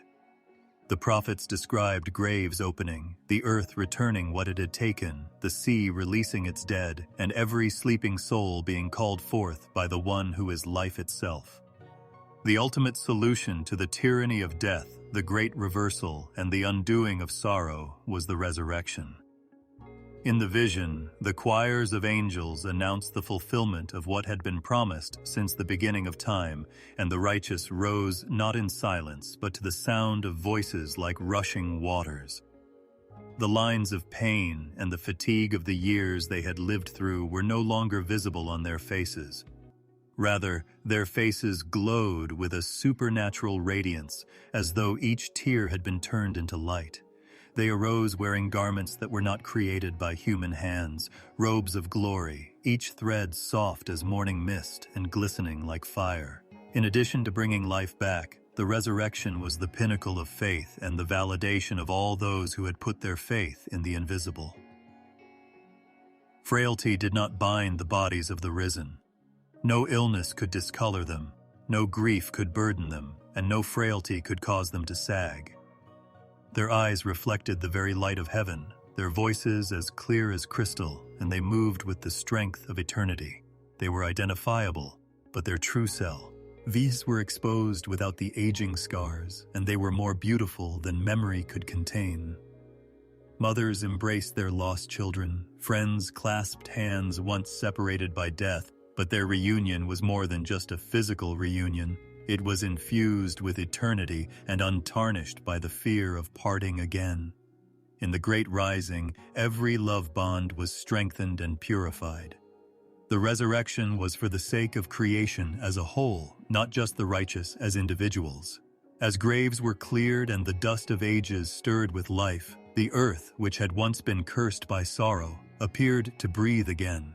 Songs sung by souls reborn in glory, not by birds, filled the hills and valleys. The deep places shook as the hidden were brought forth, and the seas glowed as they sacrificed their dead. The soil itself seemed to celebrate the release of what had been entrusted to it, no longer keeping the faithful in silence but joyfully celebrating their ascent.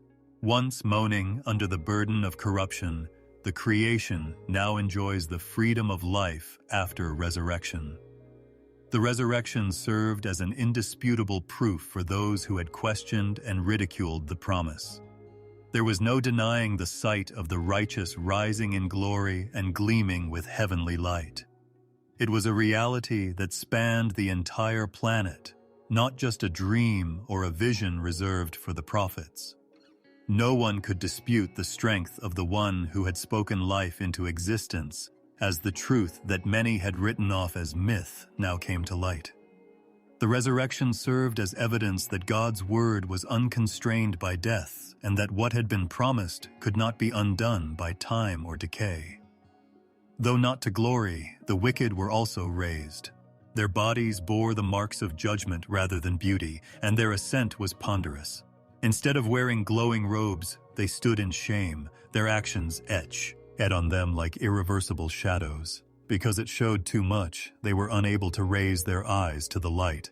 For them, the resurrection was the revelation of truth, the ultimate accounting from which no one could escape, rather than a gift of happiness. Even so, the Most High's justice was evident because every soul, none forgotten, none concealed in the dust, was called forth. Like defenders of law, the angels moved among the risen, directing the righteous toward the light that lay ahead and keeping the wicked at bay as they attempted to flee from judgment. Their voices carried commands that shook the atmosphere, and their wings glistened with fire like dew, but their presence was one of certainty rather than fear. Their songs confirmed that the decree had been fulfilled, and they were the messengers of resurrection. Their adoration blended with the voices of the righteous until it filled the heavens like a harmonious ocean, with waves of sound that never stopped rolling. Not only were bodies restored in the resurrection vision, but hope was also made apparent. Every tear shed in faith, every prayer whispered in the dark, and every trial faced with trust has now been answered. It was the victory of joy over grief, of life over death, and of light over the shadow that had hung over humanity since the fall, redeeming the past, turning suffering into glory, loss into gain, and mortality into immortality was the promise of resurrection, not its erasure. This secret had been revealed to Enoch not to pique curiosity, but to reassure those who yearned for reassurance that death was not the end. You will rise, not as you were, but as you were intended to be, clad in an unfading glory, the vision whispered to every heart that feared death. It was a promise that the Creator's unfailing, everlasting word, not human hands, had sealed. Thus, the resurrection continued to be the universe's greatest secret, shrouded in mystery but exposed in promise, awaiting the day when tombs would be opened. Enoch and the faithful would shine forever like the stars. Enoch was entrusted with both the ability to see and the responsibility of documenting what he saw in the silent awe of his visions. He was referred to as the eternal scribe because he was selected to record mysteries that were too great for the human heart to comprehend on its own. He was entrusted with pen and ink, memory and words, not the role of a warrior or a king. His ink was not bound by earthly stain, and his scrolls were not made of regular parchment. The heavenly books, on the other hand, were written in an unfading light, their letters glimmering across an endless sky like stars. Every word had immeasurable weight because Enoch's writing was intended for all future generations, not just his own. His hands turned into memory receptacles, guaranteeing that no secret revealed to him would be forgotten. Each word reverberated as if it were etched into the fabric of creation as he sat among angels who led him in slow, melodic voices. They discussed the beginnings, the arrangement of the earth and heavens, the trajectories of the stars, the winds and the seas, the secret rooms beneath the ground, and the fate of humanity. Enoch wrote and listened with patient faith, because he realized that his writings were meant to preserve truth rather than to elevate himself. His heart did not shudder under the weight. He was a servant who brought the words of eternity into the frail vessels of time, bridging the gap between the eternal and the transient. According to legend, he wrote a large number of books that included visions of the heavens, the judgments of the fallen, the order of the stars, and the hope of resurrection in the future. Protected by angels who made sure they were kept safe, each book radiated with the light of its contents. These were living testaments, not just documents. The faithful were moved to reverence by their words, which were infused with the breath of heaven. The pages themselves seemed to sing softly, their melodies enveloping the reader in wonder and comfort.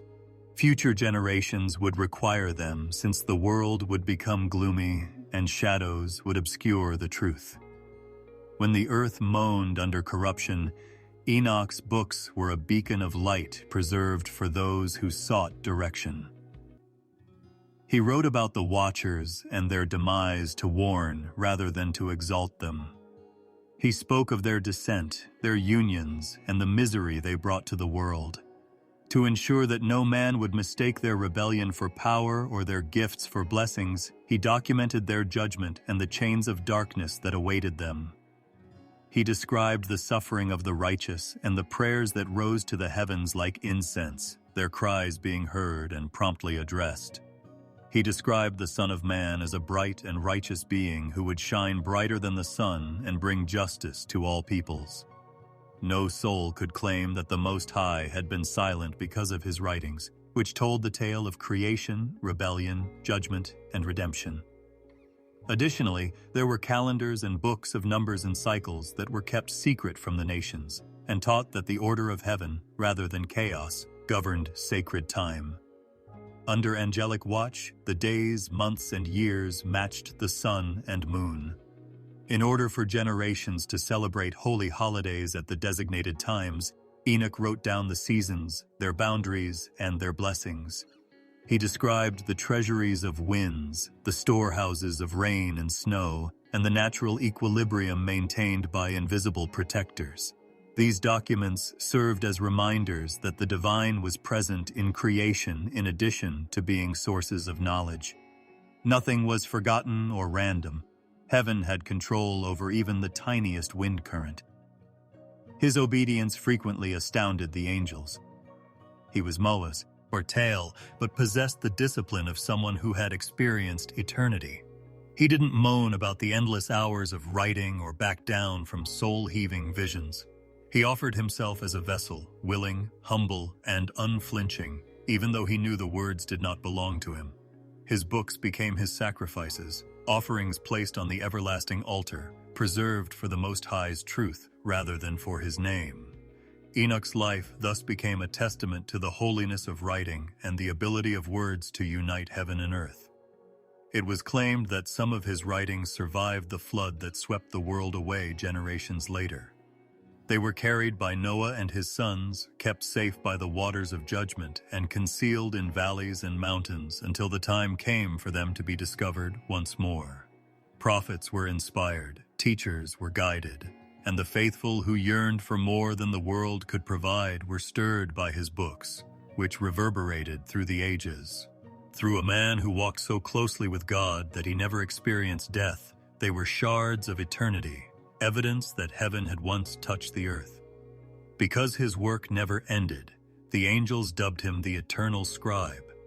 He continued to write even after being carried into the heavens. As he passed through the gates of heaven, he wrote about the throne's majesty and fire, the gardens of paradise, and choirs that sang non-stop. He described the mysteries that had been sealed for the final days, information that had not yet been made public but was awaiting the right time. His pen moved not because of his strength, but because of the spirit that filled him, making sure that no divine decree was forgotten and no vision faded. Entrusted with the unfolding story of the universe itself, he was the custodian of memories too great for mortal minds. His title as Eternal Scribe was a crown rather than a burden, because it was Enoch's silent writings that persisted through the reigns of kings, the rise and fall of empires, the fighting of warriors, and the singing of poets. Undisturbed by time or rust, his books bore the weight of eternity. The same light that had fallen upon him was touched by every generation that reached for them. Because they were inscribed in the Eternal One's breath, his words never grew old. Reading them brought one closer to heaven, giving the impression that one had seen paradise, walked with angels, and caught a glimpse of the Most High's throne. Thus, Enoch continued to exist as the eternal scribe whose words woven the tale of creation, judgment, and redemption throughout the fabric of time, in addition to being the man who walked with God and the one who was taken without dying. His books guided the faithful through darkness toward the eternal light, waiting like silent guardians with truths that would one day reawaken hearts. Enoch was finally raised into the embrace of light after all visions had been recorded and the weight of mysteries had been placed upon the scrolls of heaven. Dust and shadow no longer held him back after he had faithfully walked among men, bearing words too big for the earth alone. Gentle yet boundless, the Eternal's radiance enveloped him like a garment and lifted him through the layers of the sky.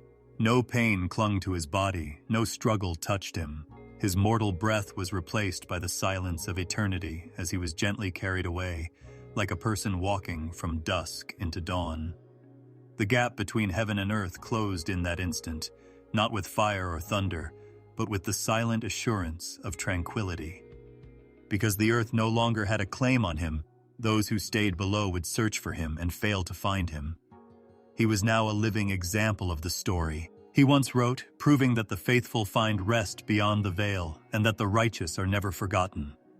Angels led him, their voices a melody that calmed every agitation in his spirit. Their faces glowed with welcome, their wings gleamed, and they referred to him as friend, scribe, and brother. He went into the worlds he had previously only written about with pen and paper, now seeing them with clear eyes and a heart full of contentment. There were no more writing burdens to bear, no more grief to document, and no more judgment to observe in the halls of light. The rest of the eternal Son took over the work of the eternal scribe.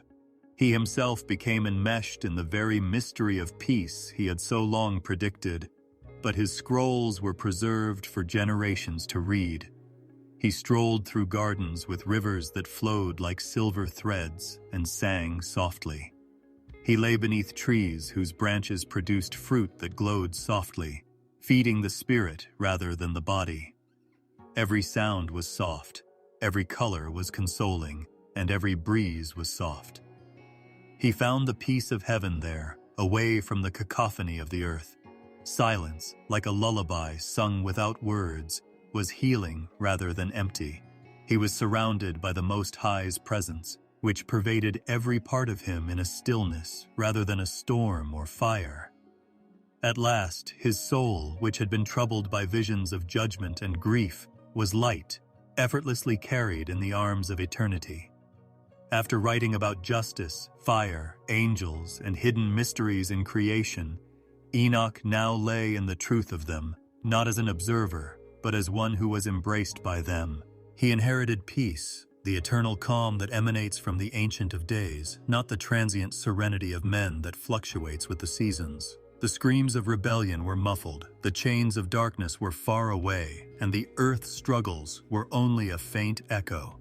All that was left was the certainty that all the secrets he had written were true, and that those who believed would eventually share his light. Despite its age, his tale became a lullaby for all tired souls that yearned for sleep, reassuring them that faith endures and that light is waiting beyond the curtain. The listener is left with stillness as the vision ends, rather than fire or shaking. The scribe's journey is complete, and he has entered his eternal rest.